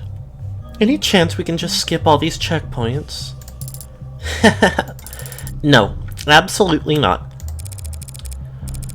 So who do we need permission from? The cops or the company? My request went through, so we should have the go-ahead from both at this point. You won't need to go near the actual, Is it still called a crime scene if it's not technically a crime? I don't want to think about how many suits Noble's paying to debate that question right this very instant. David's vault is in the penthouse's basement, but we can't get to it from these ground floor elevators. I'm going to go ahead and I like her so far, but I'm going to throw a little bit of suspicion on Jess, because if she hasn't mentioned any suspect of foul play, it's weird that she was like, is this a crime scene? If it's suspected to be like, I mean, I don't know, maybe suicide is technically illegal. I think that's true in some parts of the world today, but can Penthouse have a basement?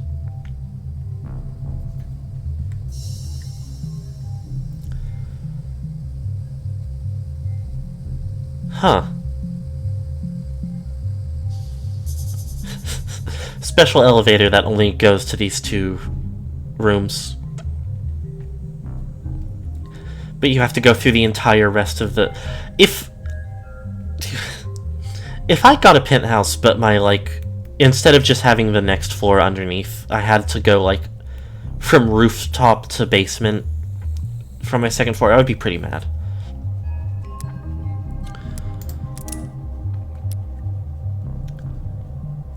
Can't get to it from these ground floor elevators. We'll have to ride straight up to the rooftop veranda, walk into his front door, and then head down.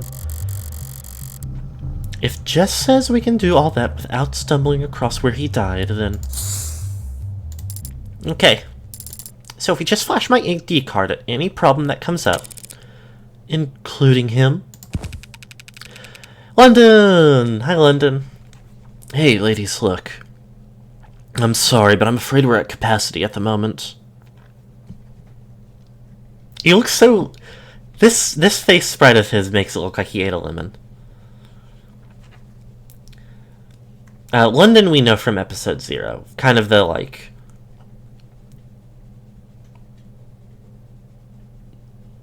debatably well-meaning cop. Bit of a veteran. Let anyone else by and we won't be able to maintain... Huh. You're that lawyer, Morgan. You caught me, detective? How long's it been? Feels like it's been ages. Oh dear, not still bitter about our last encounter, I hope. I'll live. I don't see the spunky one around. She taking a mental health day to preserve that unflappable charm? Detective Reyes is around. Why? You miss her that bad? I've had blind pimples that were more endearing. You two know each other? Jess Starling, meet Homicide Detective Kasim London. It's a pleasure, miss. One of the few experienced detectives left. Presumably we will meet his main partner, he mentioned Reyes, pretty soon, who... kind of an uptight, high-strung newbie, and I liked her a lot, for being, she's a bit of a little freak. May 5th, 186, 78, be positive, Homicide Detective First Class. Likes, fall colors, morning air, dimples. Dislikes, touchscreens, cheap earbuds, white rum. I've not had white rum. Intriguing. Cats or dogs? Both. Good at coming up with nicknames. Bad at remembering birthdays.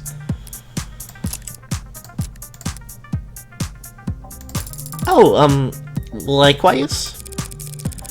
As you might have guessed, the detective and I are acquainted. Comes with the line of work. Morgan's being modest, sweetheart. We're practically blood. Oh, hell, me? Sweetheart? Something wrong, Starling? Huh? No, nothing wrong. Go at her magic techno eye. Extremely toony. But as close as we are, I still can't just let her walk in off the street and onto the scene of an ongoing investigation. Even Noble's lawyers have to play by the rules today. Play by the rules? So there is a game afoot.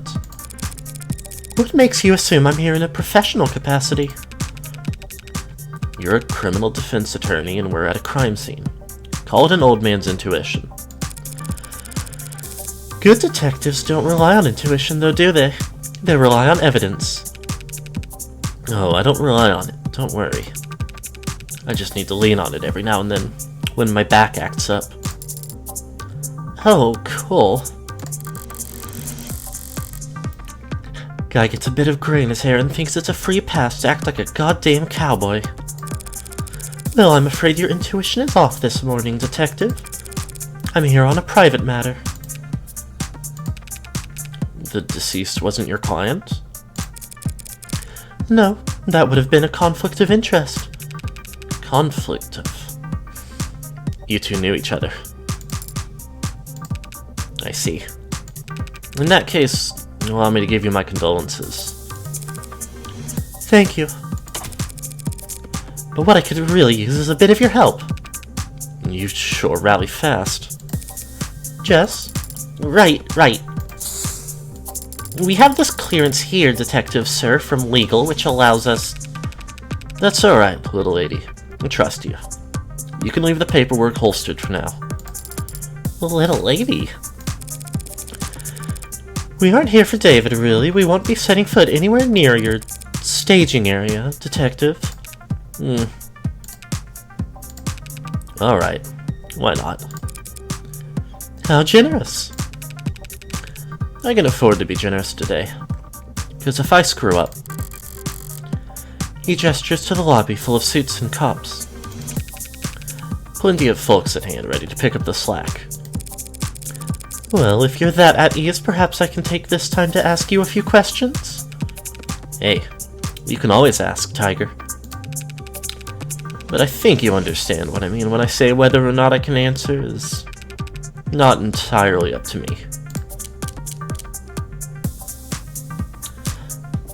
Looking tired? You're looking a bit haggard. How long have you been here, anyway? Since this morning. But civilized folks don't call it morning when the streetlights are still on. Even if he got here around 1 or 2 in the morning, that still means homicide wasn't brought in until hours after Noble had the lay of the land. Sounds like you could use a break. I could use a retirement package. Hey, you're a lawyer, right? Yippee, back! Hi.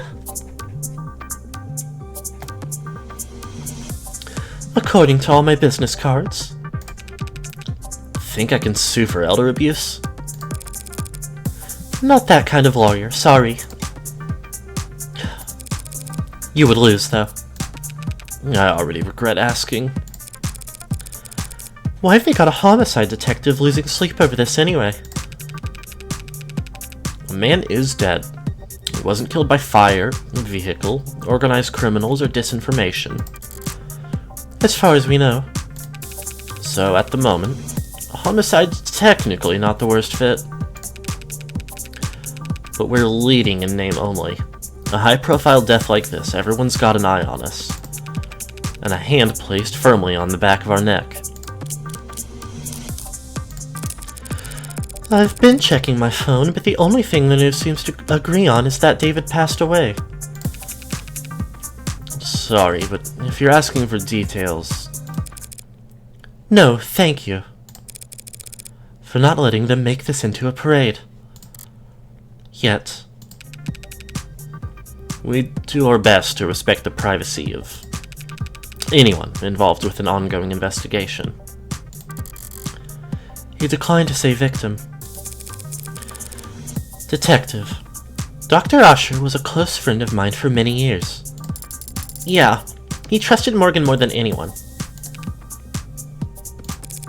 Can you tell me if he killed himself? It looks like that's the case. I see. Thank you for telling me that. Dr. Ash... Yeah, you're, well... sorry. Another round of guarded words.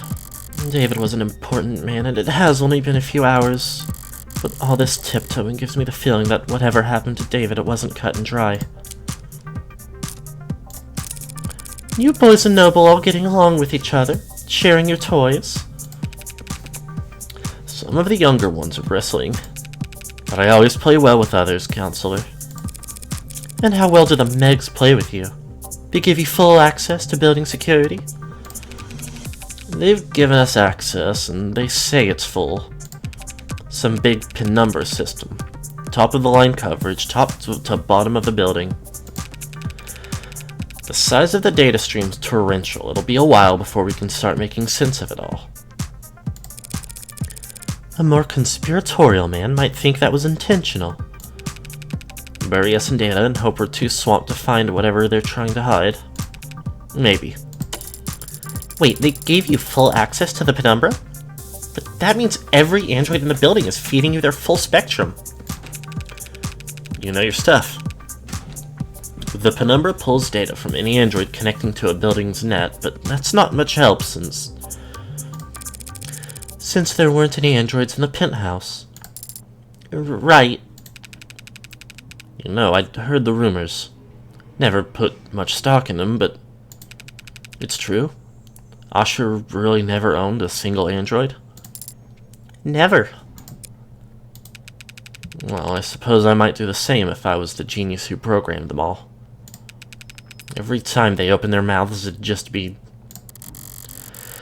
His own lip service, refracted 1,000 times over, echoed back at him from behind a mask he carved.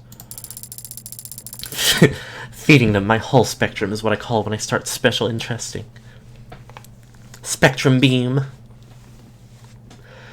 So that means all you'll have to investigate with are the penthouse's security cameras. Yeah, but that should be more than enough to wrap up a case like this.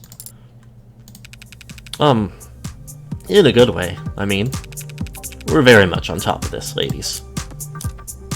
Take a look at that Meg real quick.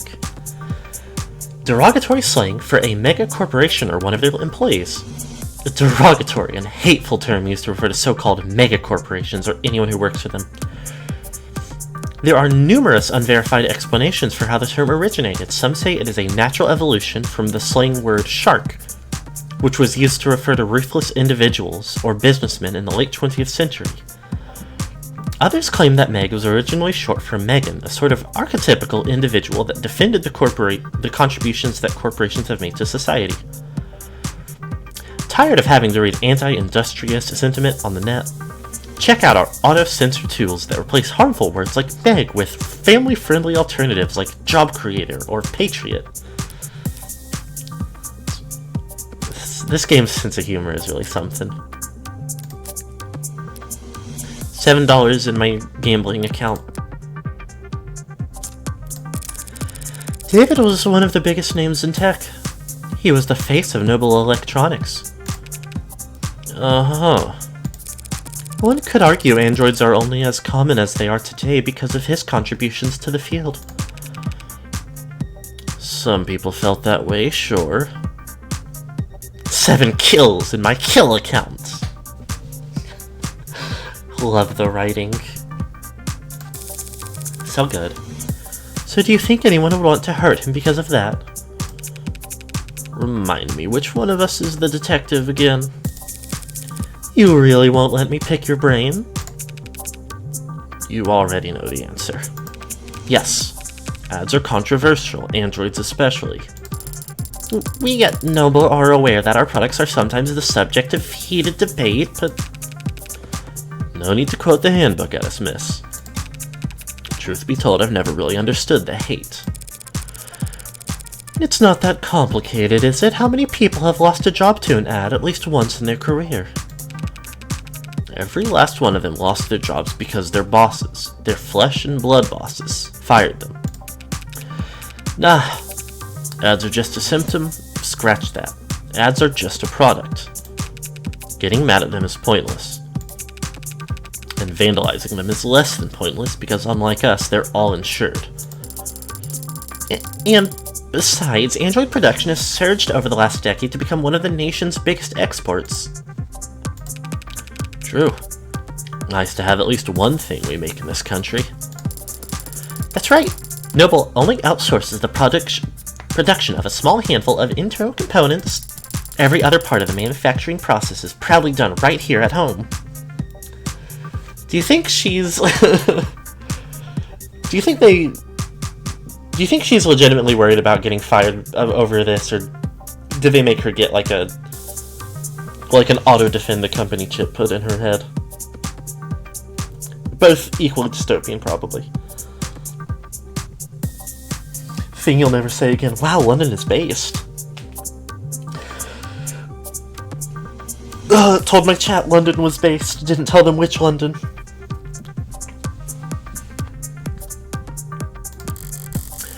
I somehow doubt everyone considers the specifics of Noble's supply chain to be a point of national pride. But you don't need a political science degree to see how much the state values Noble's contributions to the national economy. Alright, now listen. I don't mind being helpful, and I am trying to be sensitive here. But we really do have a lot on our hands at the moment. So I'm going to have to ask you to be discreet, and ideally fast. Well, our business is just in the basement, David's basement. But the penthouse is on the top floor, the roof. So its basement would be second to last floor if you want to be technical, detective. The point is, we don't need to go into the kitchen or the parlor. We'll go straight back to his workshop and then head downstairs. The kitchen and the parlor. Don't make it a chip, then it's mexploitation and hot. I understand. But all the... Oh. She changed her pose, so I thought she was talking. But all the same, I'd like to escort you two ladies there myself. Wow, an escort like royalty. Isn't he a gentleman? Huh? I guess he's... Lead the way, detective. True to his word, London ushered us past the chattering suits and humming drones, through the checkpoints and into the elevator. As it climbed into the sky, we got a good look at the growing throng of people gathered outside, and its shifting makeup. Seems like it's mostly protesters now, or worse, brand loyalists. Idiots led around by the nose their whole life, following the musk of whatever trend is laid out before them each morning. Must be intentional word choice. Today's trail having led them here for half reasons they couldn't put into words even if their lives depended on it. They're like insects. Line number 654. Thank you, Morgan. And they look like them from up here. They probably already prepared their spin. The misunderstood genius of Dr. David Asher, a video essay in 5 parts. Why the company insisted on cultivating such a following for him, I've never understood. They could have easily pinned his achievements on someone more marketable. Some random photogenic employee or a fashion model with glasses. David wouldn't have minded, he never wanted the attention, the chaos. Maybe it's as simple as bad luck. They're like insects, and I slaughtered them like insects. He just happened to have the right look for the part. Complete with the Amazon Basics skirt and the striped stockings. A man buried in his work with his eyes fixed ahead. I feel like I'm like 10:32 a.m. I'm doing something with Morgan's voice, the more of, especially the narration I read. I think, like,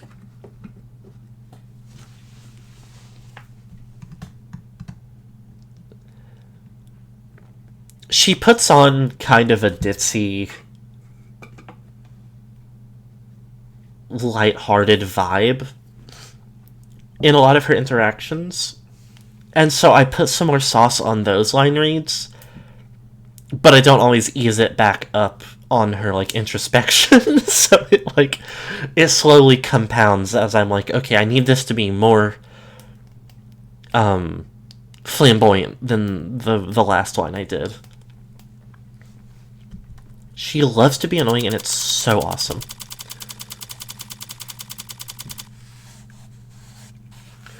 The ditz distracts from the sarcastic knife.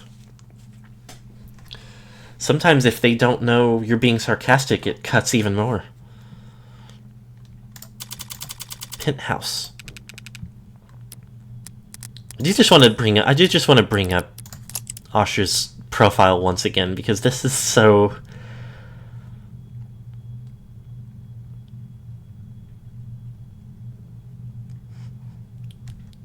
There's no complaints about, like, our differing preferences for, like, how feminine men are allowed to be.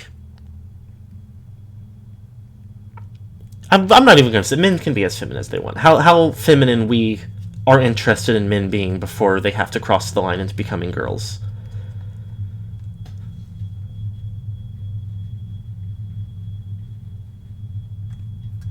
Because either way, there's clearly a shared opinion on the topic.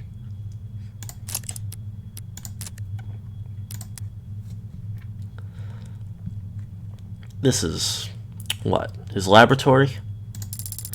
His shop, he called it. How down to earth. It's messy in here. Oh, hold on.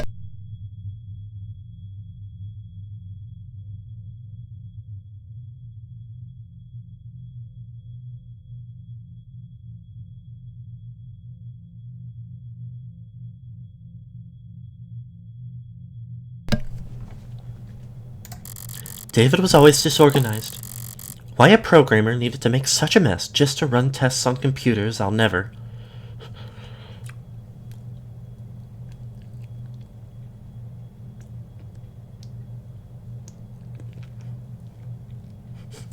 I'd die for him. Unfortunately, I didn't, and wasn't the one who died. Sad. But sloppy as he could be, he didn't like it when other people saw it.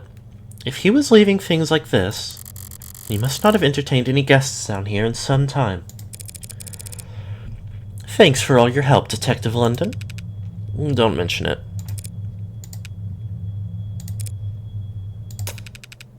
What, you want me to step out? We won't take long. Not lacking for boldness, are you?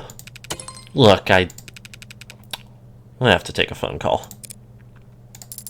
Well, we'll be in and out as soon as possible, promise, and whatever Dr. Ashe wanted set aside for his foundation, we'll be sure to flag it. Right. At least she's already wearing gloves. If we find a dead body, you'll be our first call. Morgan, what was that stuff about his foundation?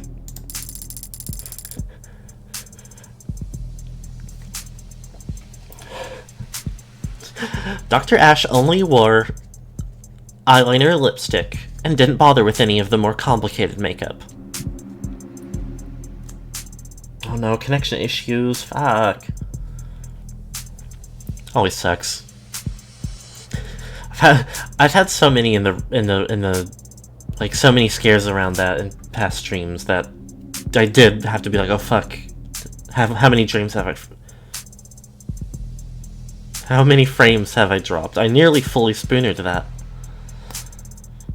Can't read dirt, it's fine. Yeah, don't worry. I'll read everything. You don't even have to worry about it. Dr. Ashe's charity has always been managed by an outside group. You haven't spent a lot of time around crime scenes, have you? Actually, this is my first. Well, generally speaking, it's not really common to retrieve things from the premises while the cops are still searching them. Oh. Oh! Look, if David had something to give to me, we can go get it.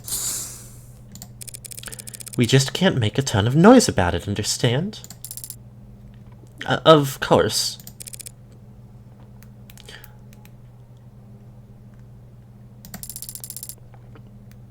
Did I skim that one? Great, after you. Right. Quiet as a church mouse. Wait. Quiet as a church house. The phrase is quiet as a church mouse, but... How many dreams have you cast in your life? How many breads have you eaten? Caught myself. I'm okay. But now doesn't seem like the time to correct her. David's shop was a mess, but the mess felt familiar. It was very David. Coming down here, I barely recognized the place. For starters, there's a goddamn gym. David hated exercise, always claimed he didn't have the time for it. Even when I got him that treadmill and the subscription for the personal coaching program with the scheduling subroutine, said he couldn't find the time. And then even when I explained to him that the program accounted for that and adapted to his schedule, he still... Morgan, what's up? You're smiling. What's so funny? Nothing. I'm just surprised to see the place renovated. Yeah, he actually had me on mail tag with a couple contractors a while back. Never thought I'd have to learn so much about concrete and wiring and marble. Did you know marble needs to be treated or else indoor air will start to corrode it? I didn't know that. Is that true? Wait, is it not? Her guy told me that without an epoxy finish, the entire bar table could... Is that the vault over there, then? Yeah. Stands out, I guess.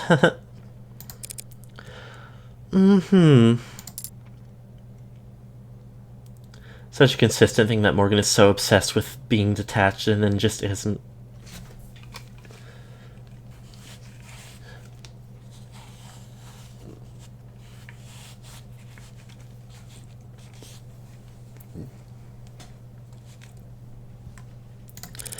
Nervous? What's that? No. A little, I guess. But the inhaler helps, mostly, so... And the game just lets it lay and move on instead of reiterating each time. It's a good game. It's so written. It's one of the most written games of all time. Aren't you going to open it? Open it? Don't you know the combination? No, I do not know the combination to David's basement vault. Oh.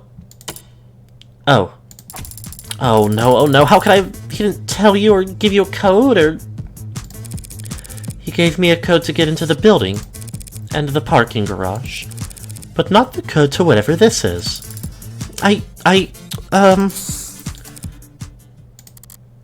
Okay. You know, there were a lot of scattered papers back in his shop. Could he have left you a note on one of them? Yes, he could have. He would have. In fact, I think he probably did. You just stay right here, Morgan. I'll have this settled in just a sec. Sounds good. Right then.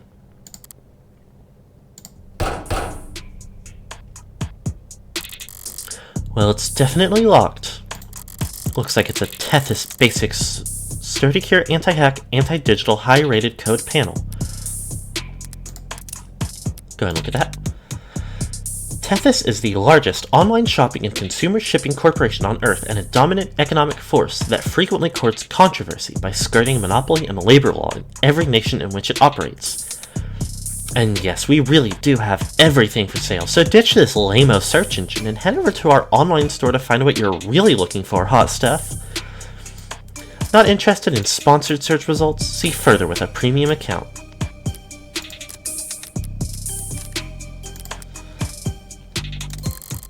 Nothing basic about it, but at least I can see the password's limited to 6 characters.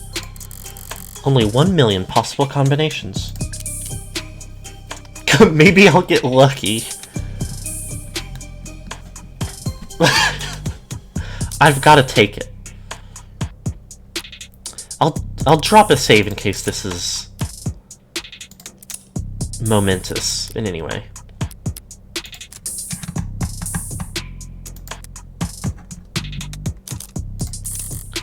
Slim chances, but what the hell? Why shouldn't I give it a shot?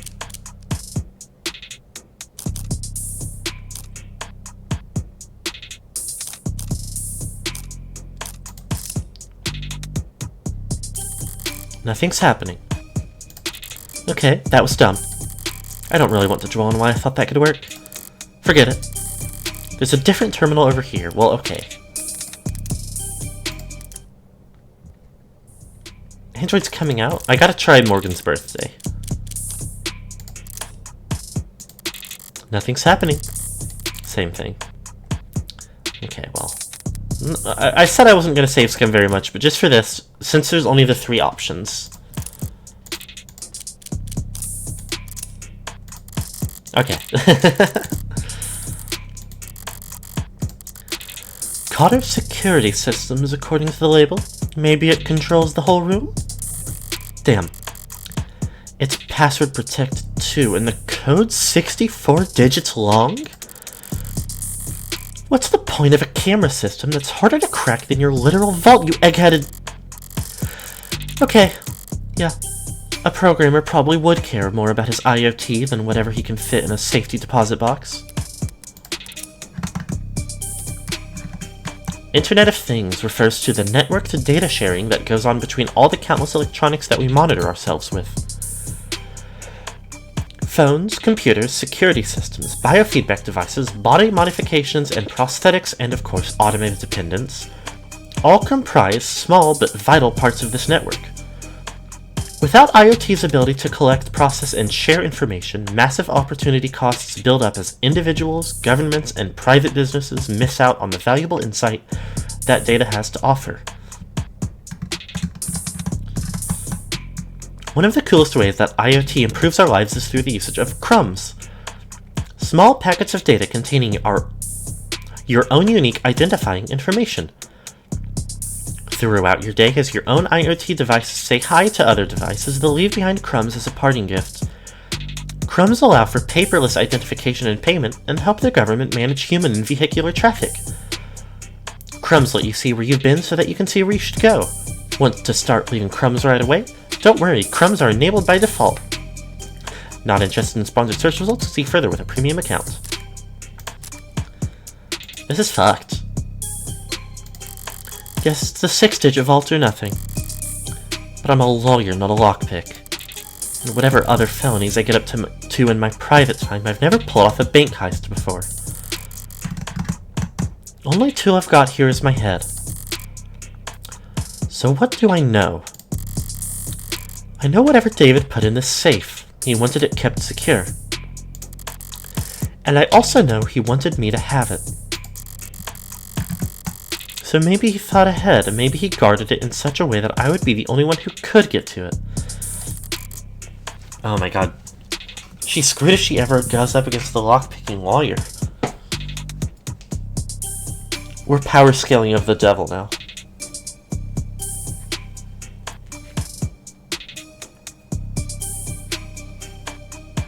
Head's so good it can crack that.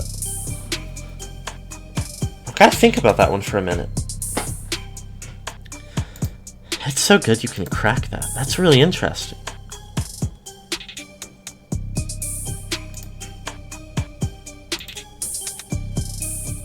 Oh, we're just power scaling lawyers. That makes more sense. David liked games, and he really liked beating me. So if he's left one last puzzle for me, I don't mind going another round. That's suspicious, which is probably why they drew my attention to it. Okay, right to left again. This must be his spare liquor cabinet. Damn, there's a lot of good stuff here. And a lot of bottom shelf swill. The kind of bargain bin vodka and nose burner whiskey that only an undergrad programmer could love. Nostalgia's sweet like that. Overpowering. 1 part per million can cover up even the cheapest aftertaste.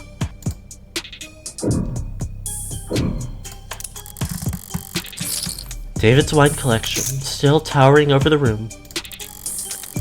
Don't know why he'd buy so many bottles. He didn't even particularly like the stuff. Maybe just to fill out all those shelves. But not all the bottles are untouched. Some of them don't have any dust on them at all. There's a mechanism for retrieving bottles off the rack. The latest bottle chosen was Amer de Camp 81. Could be significant. Except vintages only list the year they were bottled, not the month or day. It's not enough digits for the code.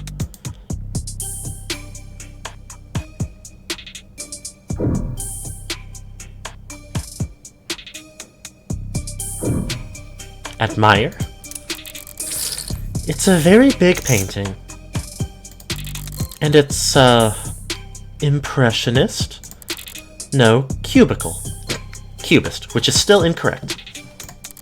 Yeah, cubicle. That sounds right. It is not. Whatever its style, I do remember that David liked this painting. If there was a date on it, that could be a 6-digit password, but I don't see one anywhere.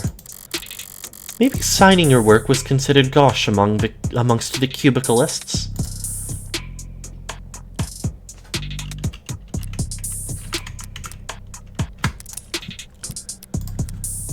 Showing results for Predator, Predator. An oil-on canvas painting by the mid-21st century neo-abstract expressionist Max Heestorp. Heestorp? I think that's said like Maz, because that's how Mr. Mikkelson's first name is pronounced, but I don't know exactly how to pronounce his last name either, because I don't look things up as much as I should. It's so important that she can still be a bimbo inside. I love a woman who is hyper-competent in certain fields, but still gets to be silly. Arguably his most well-known work, it was displayed in the Krullerheim Center d'Art Moderne for 9 months before Heestorp entered the premises on November 25th, 2058 and used a hunting knife to cut the singular massive canvas into 3 separate pieces. When asked for comment, Heestorp replied, "My works are not complete until they have been signed." 11/25/58 is an idea then.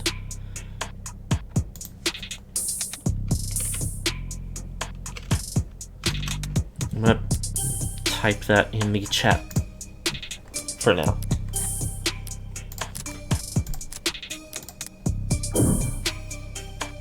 Car. Apparently not relevant.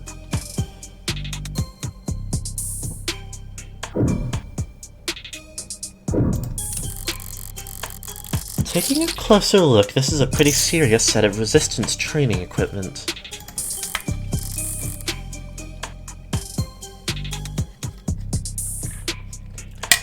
And these weights, they're all set near the max. We've all known transfem people who get really into weight training as either enforcing the eggshell or gaining more confidence in their identity and presentation. If Noble hadn't appointed him a nutritionist along with his stylist, David would be downright scrawny. There's no way he was putting up these numbers. In which case, the digits on weights could be a clue, but there's too many and I can't guess the order. So what the hell, Asher? Did you just set all the weights to max because it looked more neat? Okay. And of course, this flooring's a new addition.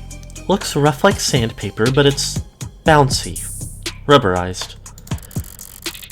Feels like something you'd drag your feet on at the gym or on a factory floor. It's more high performance than high class.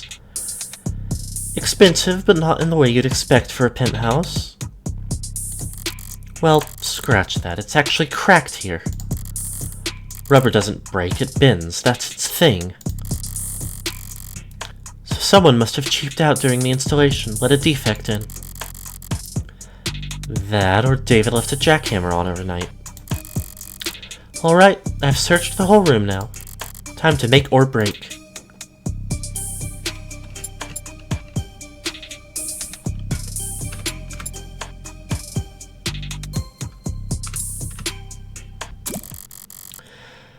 (11/25/58), the date the painting was signed.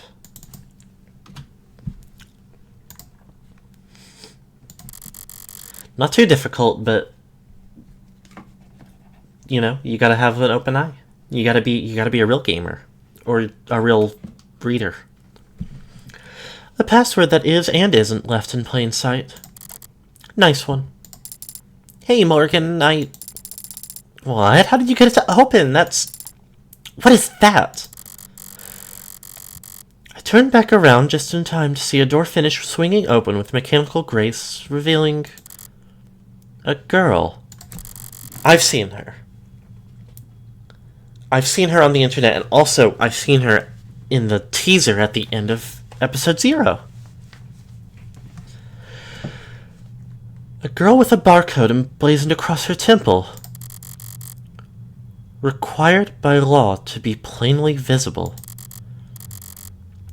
It's an android. Clearly marked as such. And yet, even standing this close, I could swear it's snoring?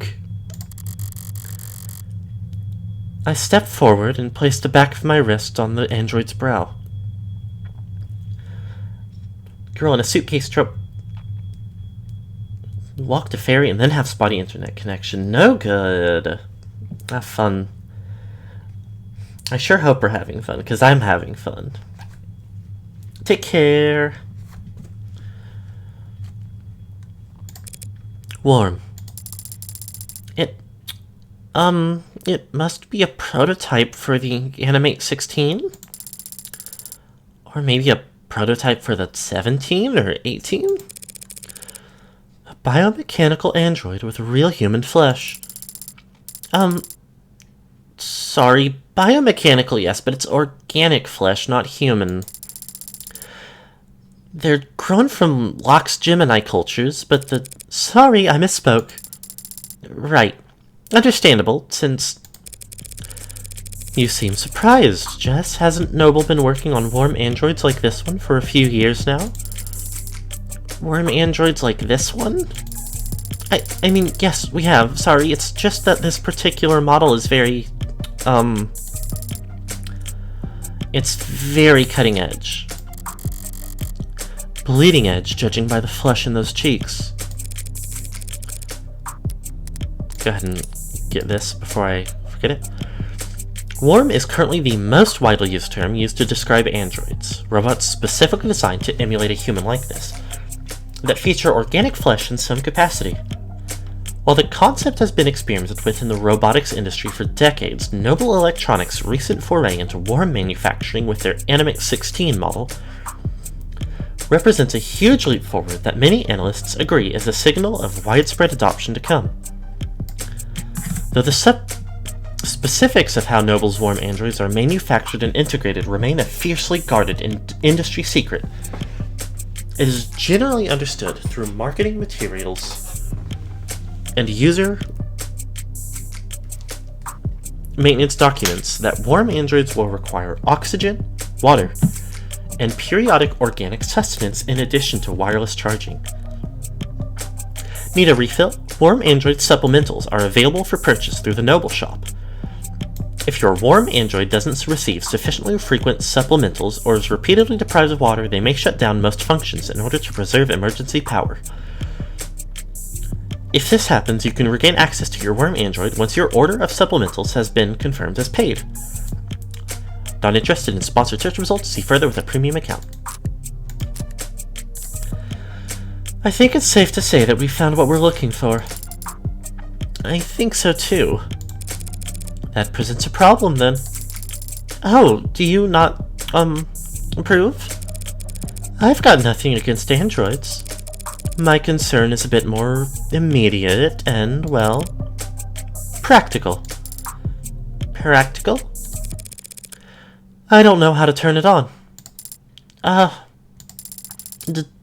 you see a switch or something? Do you?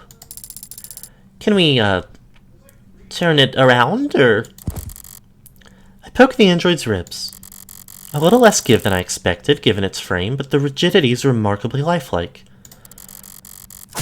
I place my hand on the shoulder and give it a shake, but it doesn't budge. This thing has to weigh more than... Right. Androids mostly transport themselves, so people are always surprised to find out they're a bit heavier than they look. A bit? I'm surprised the whole room isn't slanted.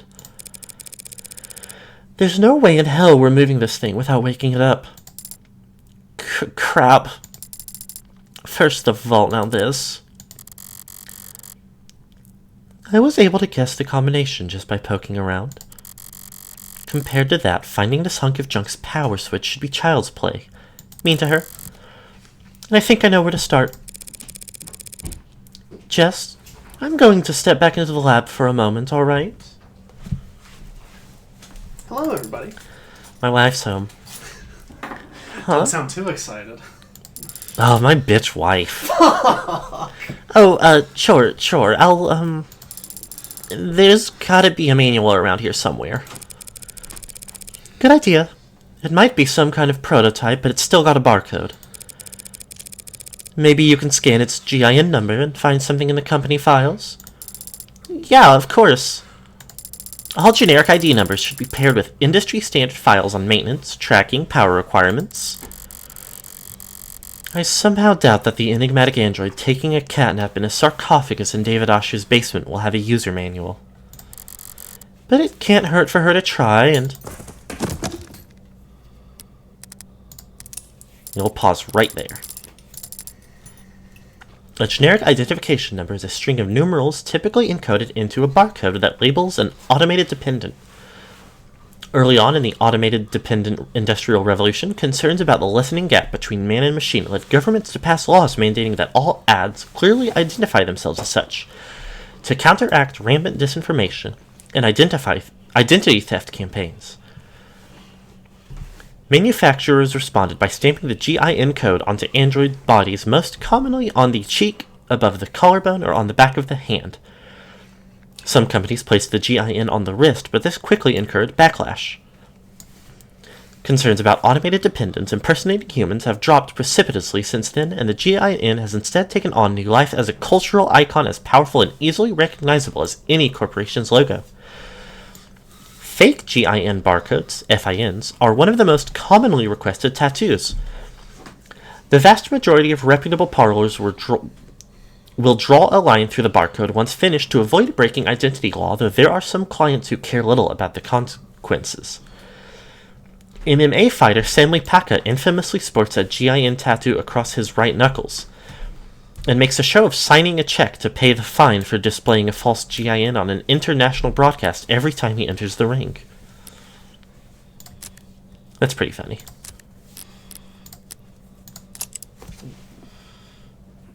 He, him, by the way.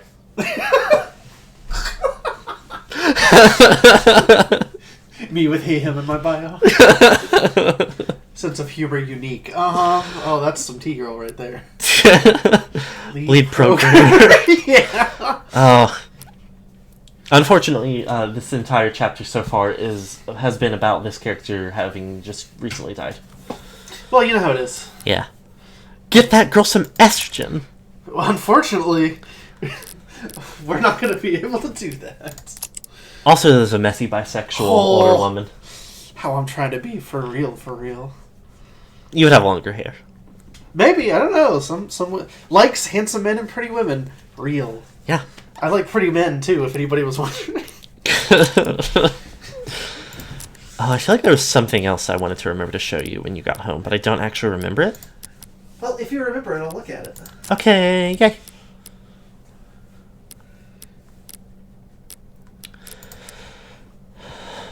I'm okay. Broke a heel, but I'm okay. I carry glue.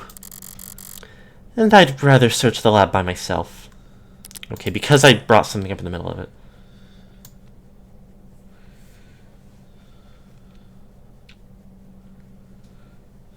Okay, yeah. She's clumsy. Now then, if I were David and I wanted to make sure that only one person would be able to walk out of here with that android, how would I set that up? Okay, right to left. Righties to lefties. Though, I would like to...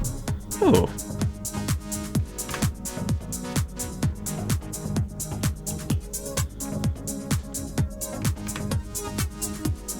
Quick saving currently unavailable. Fuck. Can I long save? Saving it long deck style? Sorry, who said that? Just in case there's anything, again, precipitous that I want to be able to go back for. So there's a booth. There's Android research images on the wall. Computer. Canisters. Okay. Right to left. I haven't seen one since college, but this must be a 3D printer. Of some sort. Feels expensive enough to make other printers look like soda fountains by comparison. Better not mess with any of the settings. Diagrams of human anatomy. The hands are highlighted. The most developed part of the human body, good for making stone axes and sending emails. Robots in frames can do just fine with claws or 3-digit imitations.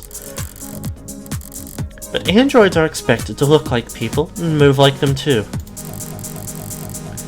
Getting the hands right must be a big priority at Noble. That tree-like shape on the right is a neuron. Those branches receive inputs of varying weight, and then if the sum is greater than a certain threshold, the neuron fires. A 0 becomes a 1, and all the other zeros around it take that into consideration. Repeat that a couple billion times a second, and you've got the human brain. A computer powerful enough to simulate all of reality. That's the analogy I read in a magazine, anyway. I mean, the computer seems probably the most likely to be something. These appear to be holding tanks for something. How should I know? One of those fancy gel printers. Puts an approximate sized splurt of goop on and then like rapid fire shapes it like a pottery wheel. And then hardens it into plastic. No labels on anything. Typical for a genius. But a nightmare for anyone trying to pick up after him. It's a lot more hard science than I expected in here. Centrifuges and glass and microscopes. Don't programmers do all their work with a keyboard? Okay, hover, make sure there's not anything else to click on in like the floor or the stool or in the trash bag or in the air vents. Alright, computer. Looks like a fairly normal computer. If I'm lucky, the security will be fairly normal as well. Boot up complete. Username. Vocal commands. David Osher. Big block of gel that supports injected resin until it can be hardened into the final project. I didn't know that was a real thing. Super cool, way expensive. Makes sense. My wife is fairly knowledgeable about... I don't know exactly how knowledgeable. I mean, so maybe not a whole lot, but my wife has some knowledge of 3D printers. She's big on mini painting. And there's some that are acceptable for that. Morgan? Guest? Thank you for locking in as a guest. It didn't recognize my voice. So I can probably rule out a vocal command being the key to waking the android. Do you have a question? More than one. For now, though, what should I search for on his computer?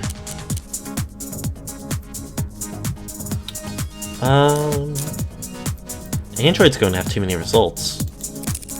Search files for Android. 60,000 results and counting.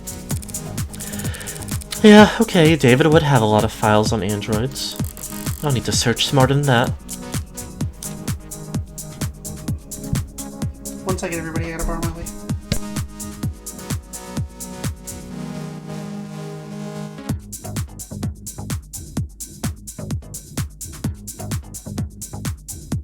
I will be 1 moment.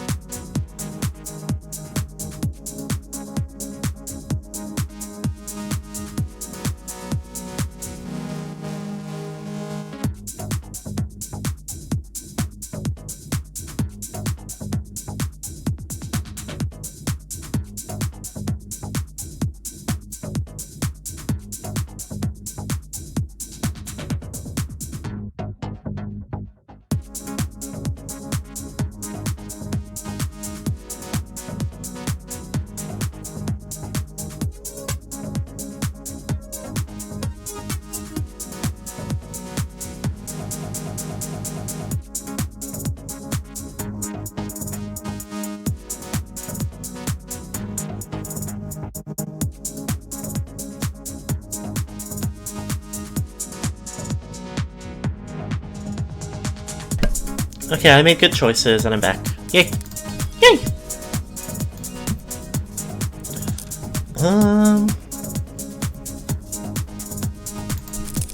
Search files for basement. 812 results on the local drive. Should I expand the search? Auditing how he renovated his basement could take all day. Search files for Morgan. 23 results on the local drive. I can work with that. Mostly phone book and social data, but I don't recognize this file type. Some kind of personnel format. Date of birth, education, occupation, blood type, height, and weight. Alright, buddy, a little invasive, don't you think? DNA and fingerprints. Now why do you have that, David? My DNA isn't in any database. I've made sure of that. So he couldn't have bought this anywhere. He must have collected it himself from a wine glass or the like. It would have been easy to do. But why do it? Alright, I'm starting to get a pretty clear picture what it'll take to turn on this android. I've got the what. For the where and how, I'll just have to manage. It's still just a piece of machinery. If it really won't turn on, I can always start hitting it. Fucked. Not right. Morgan, there you are. I've looked in every registry I could find and every database I could get into, but I don't think this android is in the system. It was a long shot. Don't beat yourself up over it. Yes, but an android without the proper identification is... It's only buying or selling an android without proper identification that's illegal. And it doesn't seem like he ordered this online. I guess you're right, huh? You gotta kiss that android. DNA activation. We'll have it registered soon enough, anyway. I think I've figured out what we need to do here. Oh? If David really wanted me to have this, he would have left some way for me to turn it on. What are you thinking? David had my fingerprints and my DNA on file. By requiring both, he could be reasonably sure that no one was powering up this android without my approval. You've done a swab before, haven't you? Every month for the company. Apparently, they're building a database on employee epigenetics cross-referenced with... Oh, so you're gonna... My DNA and my fingerprint make the key. Now, where to find the lock?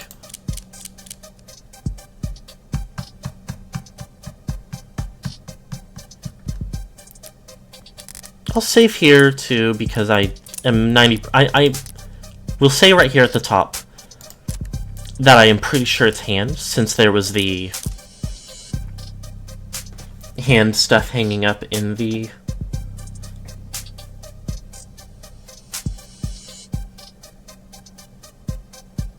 other room. So I'd like to poke and see if there's any fun options for choosing the other things, just to see. Nose. The nose? I guess it's not impossible. Norgan? Are you really going to stick your thumb up its nose? No, I'm not. If it takes something that silly to boot it up, I don't even want it anymore. The lips are one of the most sensitive parts of the body. Not the worst place to make a scan, even if it is gross placing my finger there. Oh, that's still not doing it, huh?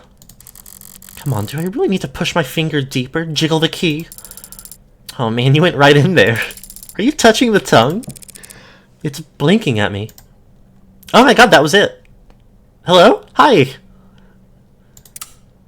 A moment.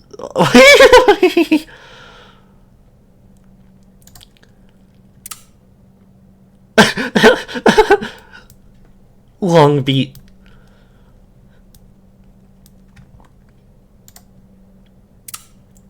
Good morning to you too.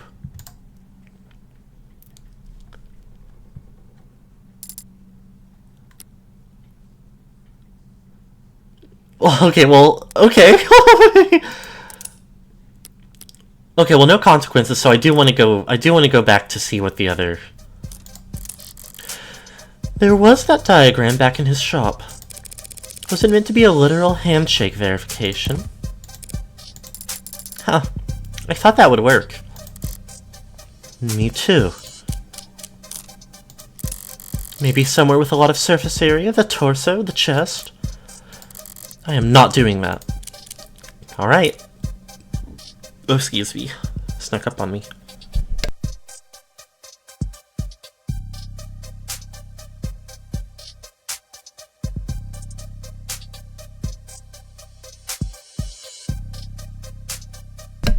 Okay.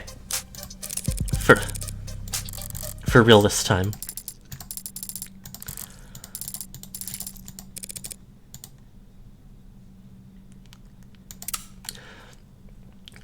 Good moment.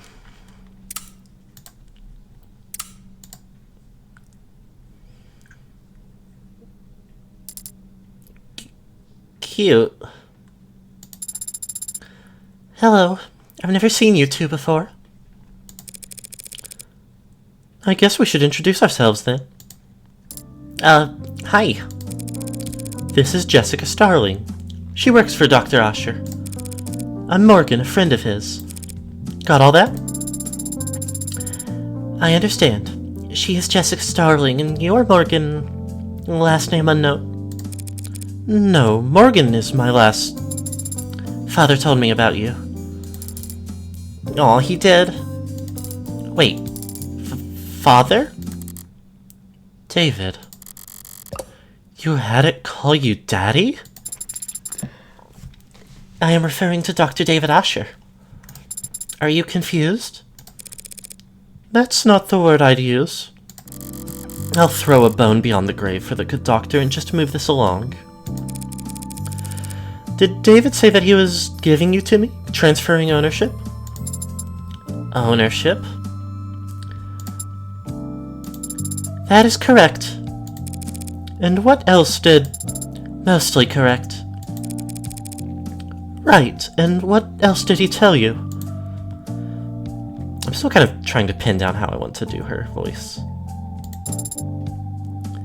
Many things. I feel like I'm trying... I kind of want to go into, like, Rosenmarine territory. Many things.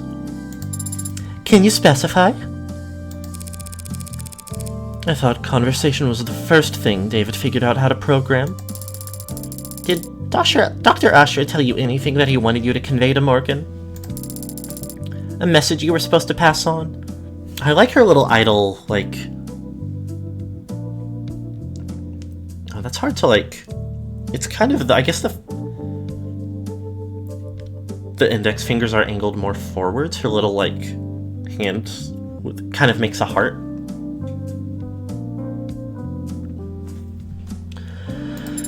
Yes. Jess, I think it's trying to... Oh, okay, sure. I'll give you I'll give you some privacy, Morgan.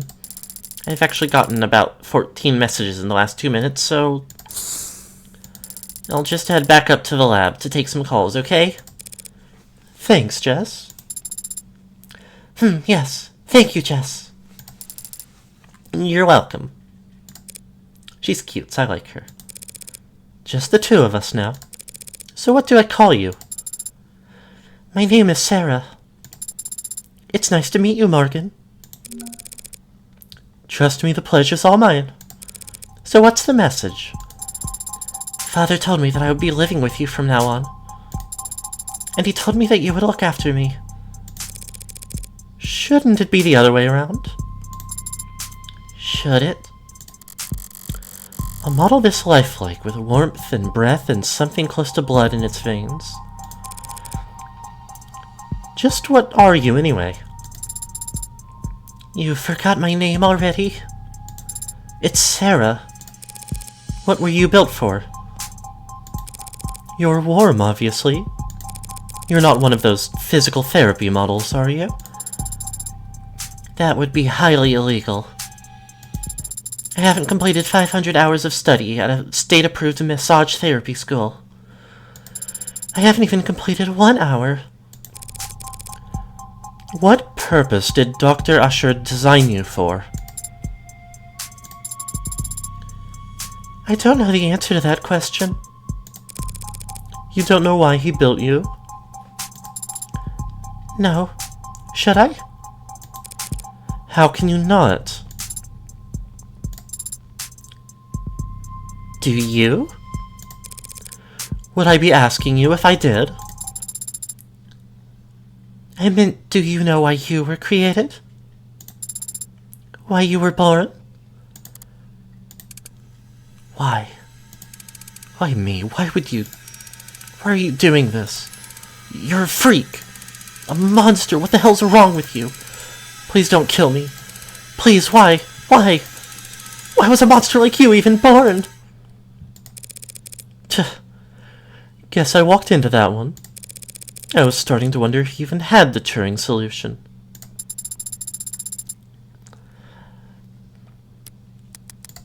Let's go and look at that. David Usher's postgraduate thesis on intelligent programmatic linguistic weighting, a body of work which would come to be known as the Turing solution, named for supposedly being the answer to all past, present, and future Turing tests. True to its name, David Usher's base code has yet to fail any Turing test, a test designed to determine if given answers come from a human or a machine, applied to it with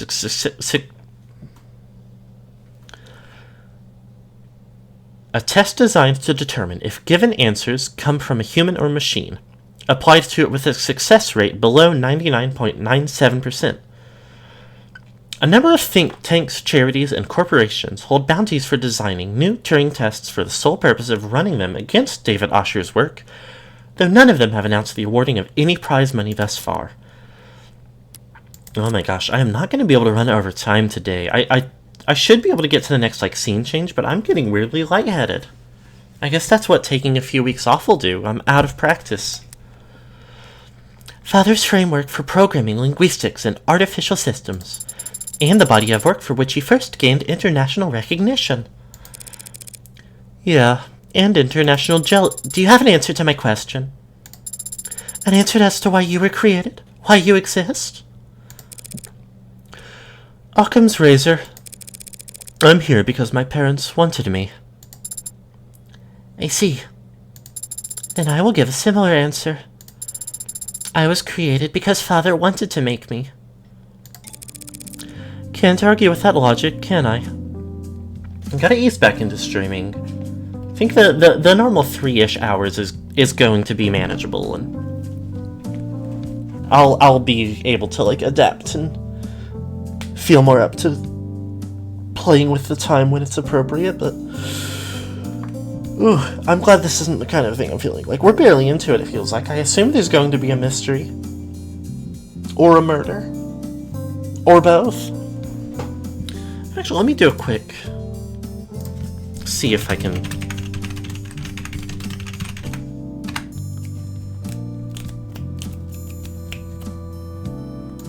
get a quick... yeah, this might take a few. Might take a couple few. 2 to 3 hours my usual go to. Don't know how people do like 6 or more hours. Yeah, it's fun to do like a I mean, it was kind of exhilarating when a few months ago on our birthday doing like a big Celeste-a-thon, but it very quickly became like, by the end of it, pushing for that last stretch of the game was tiring, and having it segue into like several more streams that were taking a toll on us and not coming through to the end of the games was rough. I don't think it could be our regular. Can't argue with that logic. Father did say that you're a lawyer. Yeah, that's me. You're a lawyer, and I defeated you with logic. World-class, high-power attorney, the best defense money can buy. So do you catch criminals? That's what cops do.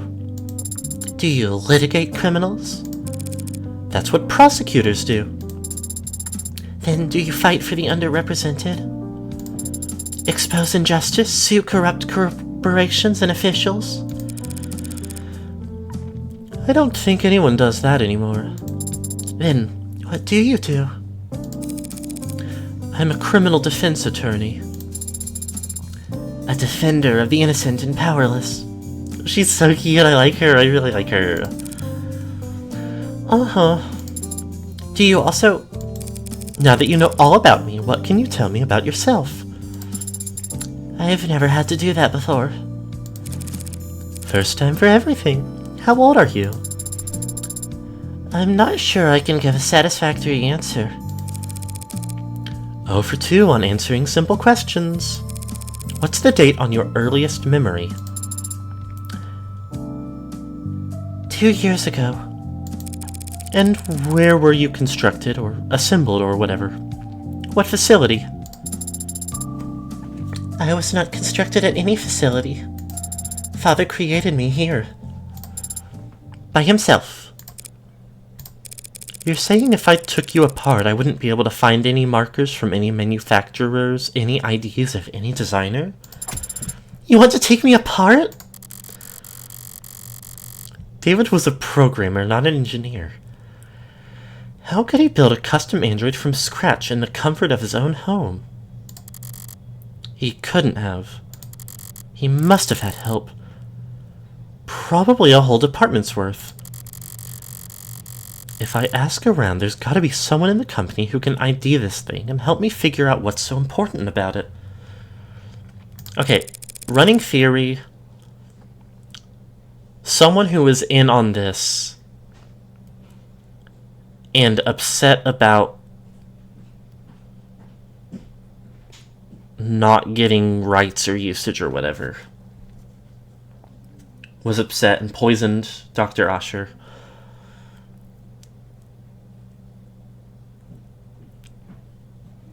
But couldn't figure out where the android was or how to. Couldn't figure out where she was. Couldn't figure out how to open the safe. Couldn't get any more information. You don't look like any android I've ever seen. What are you made of? This body is comprised of organic tissues integrated directly into cybernetic systems. They require organic nourishment, including water, carbohydrates, and salt. Wait, warm androids have to eat and drink? They cannot be worth that much trouble. My cybernetic systems operate largely as analogs to the equivalents in the human body. I have a respiratory system for oxygen exchange and a centrally located pump that circulates oxygen. You mean you've got a heart? How quaint. But where does all the extra weight come from? Pardon? I tried moving you earlier and it felt like I was pulling against a truck.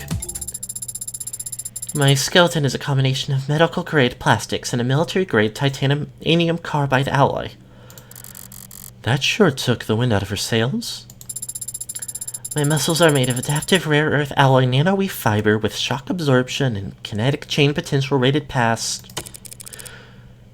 Wait, did you say military grade? I have a grip strength above 1,000 kilograms. I can run at sustained speeds over 60 kilometers per hour. I can jump 6 meters vertically. I can lift approximately... I'm not sure what kind of grip strength most androids are walking around with, but I've never seen any of them move the way it's talking about. Even just standing there, it seems to be poised. Controlled, spring-tight, strength and flexibility like a ballerina or a gymnast. Strong enough to flip over a tank, lifelike enough to avoid detection. As long as it never stepped on a scale, it'd make for the perfect infiltration unit. Even the military android gets force-femmed. The perfect weapon if you could keep its development a secret. Did David really put something that heavy on my plate, dismantling a military prototype in secret? Oh my god. Morgan, it's your daughter. Your transgender wife wanted you to raise a daughter. Is it that hard to recognize? Are you deep in thought? But a military infiltration android would look more crew-cut and forgettable. And would David really devote personal time and effort just to make another weapon for the military? I have other features I could tell you about if you like. If I shot you, would you die? It would be very painful. There would be a discharge of fluid, but conventional weapons would not prove particularly effective. That settles it. This thing's a weapon, sure as I... Would you like to know about my hair? Your hair? I'm impressed you noticed. Each fiber contains a miniaturized solar cell lattice technology, allowing me to remain charged throughout the daytime. But that must come in handy. I haven't actually had the chance to use it yet. This room has ambient wireless charging functionality, and I haven't gone outside much.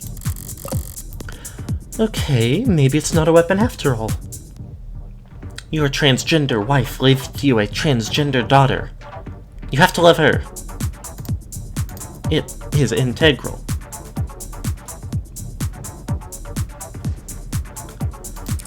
You're just a pincushion, aren't you? I am not familiar with the term. Searching. Pincushion. Jargon. Design. Refers to prototypes filled with experimental technologies to check for compatibility issues. Got an idea, not sure what to do with it? Stick it in the pincushion. It's as good an explanation as any for what I'm staring at.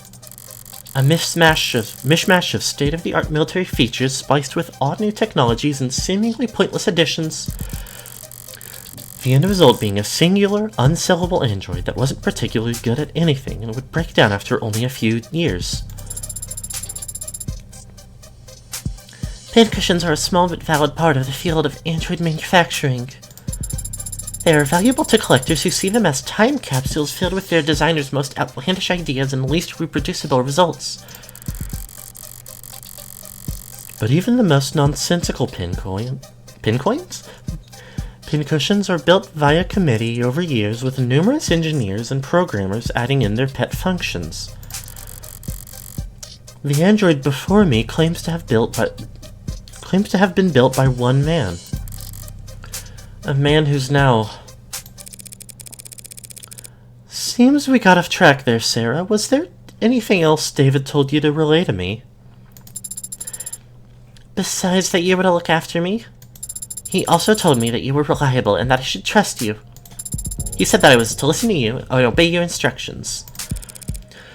Finally, some good news. As you say, Adonai. What's that? That word you called me, what was that? Adonai, from classical Hebrew. Translated literally, it means my lord. Do you prefer that I call you master? No. Very good, Adonai. Why did David use Hebrew, though? Abrahamic myth tells of servants constructed out of earth and clay designed to resemble and obey their masters. Golems. Father must have found the comparison appropriate.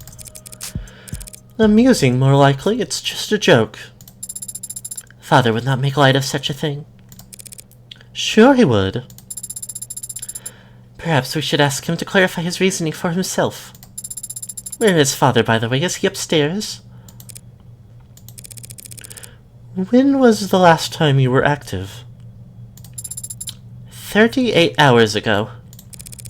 Thursday night, then? Correct. Right. David Asher is dead. Oh, I really like that her silhouette flashes. Thursday was when Jess last saw David, so I'm reinforcing dual theories. She has something to do with any foul play, and there was foul play because of Sarah. That's my theory. Hashtag my theory. He died last night. Understand? How? May I see him? See him? No, I won't be able to see him. Funeral's probably not for a few days. Father was not... He was not sick. I don't feel like doing the whole song and dance with 2 robots in one day. That's very charming, but let's go to commands only. What? What happened? Did he have an accident? Why, is it still doing the theatrics? Does it not recognize my authority yet? The police have determined that he committed suicide. Oh, it's a little, like, rainbow-colored, too. Poor thing. For the time being, we ought to focus on getting you properly registered. Maybe then you'll take commands the first time I say them and not... The police are wrong. Excuse me? They are wrong. Father did not commit suicide. He would never do such a thing. Father had... He told me... Look, Sarah. I'm sorry. You're sorry? Father said you were his friend. How are you so calm? I've been around death a lot. So don't try to lecture me about grief, Spearmint. My name is Sarah. You will use it because my father, Dr. David Asher, the greatest programmer in the world, gave it to me. And he did not kill himself. Let's say you're right. David didn't commit suicide. If that's the case, the police will realize that soon enough. The police have already made up their determination. That's what you just said. Father said that you were a lawyer, that you were capable and reliable, and a friend. You should be looking into his death. That's... Is that an order? Of course not. It is a request, Adonai. Adonai? Probably same word as Adonis.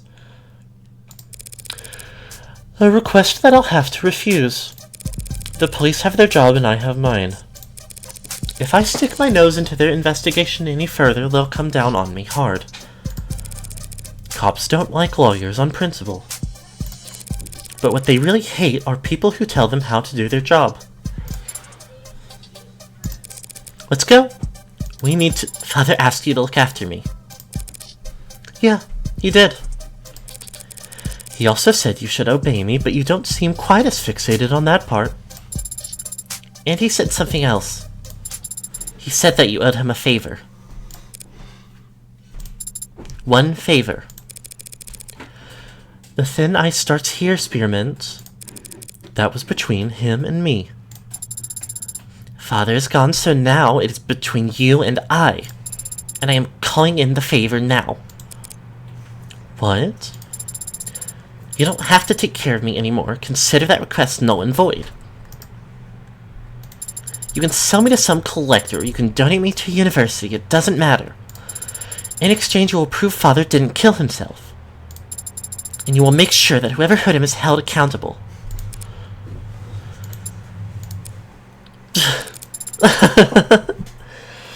Why are you laughing? It's you and me, not you and I. You and me. David would roll over in his grave if he knew you'd gotten that wrong. It was not my intention to amuse or rotate. No, that's for damn sure. Fine. I'll take that deal, Sarah. You mean you'll prove that Father did not... I mean, I'll look into it. I'm a lawyer. I don't prove anything. I just disprove what I can. Then where do we start? I didn't realize you had a law degree. I do not have a law degree, but I am a fast learner. This isn't a job interview. And I'm far from useless. I can... The ad did raise at least one good question. Where do I start? No, so mean to her for no reason. I'm a defense attorney, not a police detective, and David was my friend, not my client. I won't be able to poke around at all unless... And I am also capable of... Can you tell a lie? I am capable of making statements that are false. Guess that'll have to do. Are you going to ask me to lie? Yes. To the police, in fact. Lying to the police is a felony. Androids don't commit felonies, they make errors. I see. What kind of error did you have in mind, Adonai?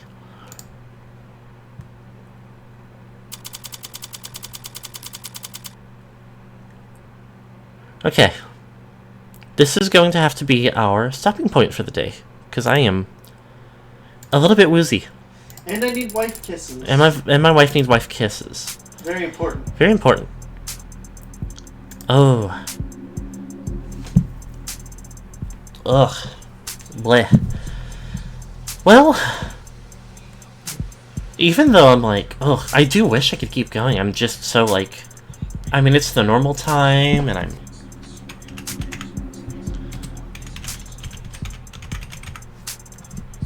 I'm like woozy from exertion.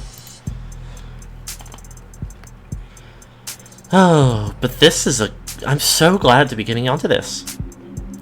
After Chapter 0 was so fun. So, first of all, I'm going to set up a raid to Four Leaf Island, who I've raided into before, who also just got another raid. That's funny timing. I guess it's pretty close to on the hour. It's a good time to raid into someone. Four Leaf Island is doing some art, it looks like. Probably some chat along and some draw along and things of the nature. And while that is queuing up, I will chat up for a minute. So, thank you everybody for being here. So happy to be getting back into it. Very enjoyable first day back. Friday, we have the long-awaited return of Foggy Friday, because there was a new Silent Hill game really recently, and I haven't touched it yet. I've barely even looked at it yet, so I'm gonna get into that, and I'm really hoping that that holds up. I've mostly heard good things about it. So, Friday, Silent Hill F. I don't know exactly if it's meant to be said like F or it's or if it is representative of like a symbol, but silent on the F. Monday, more of the devil. Having a great time so far, and we're not even into the thick of it. And since we have some time off, I will take a second to plug, you know, if you came here from somewhere else and you want to keep up with our updates or see like art we post, especially for stream promos, come follow us on Tumblr at JuniePops. If you would like to get into our backlog, then you can go to YouTube at JuniePops, where we upload all of our stream VODs. And if you would like to send us a little bit of money to support ourselves, go to Ko-fi, whatever, .JuniePops. These are also all linked in our About.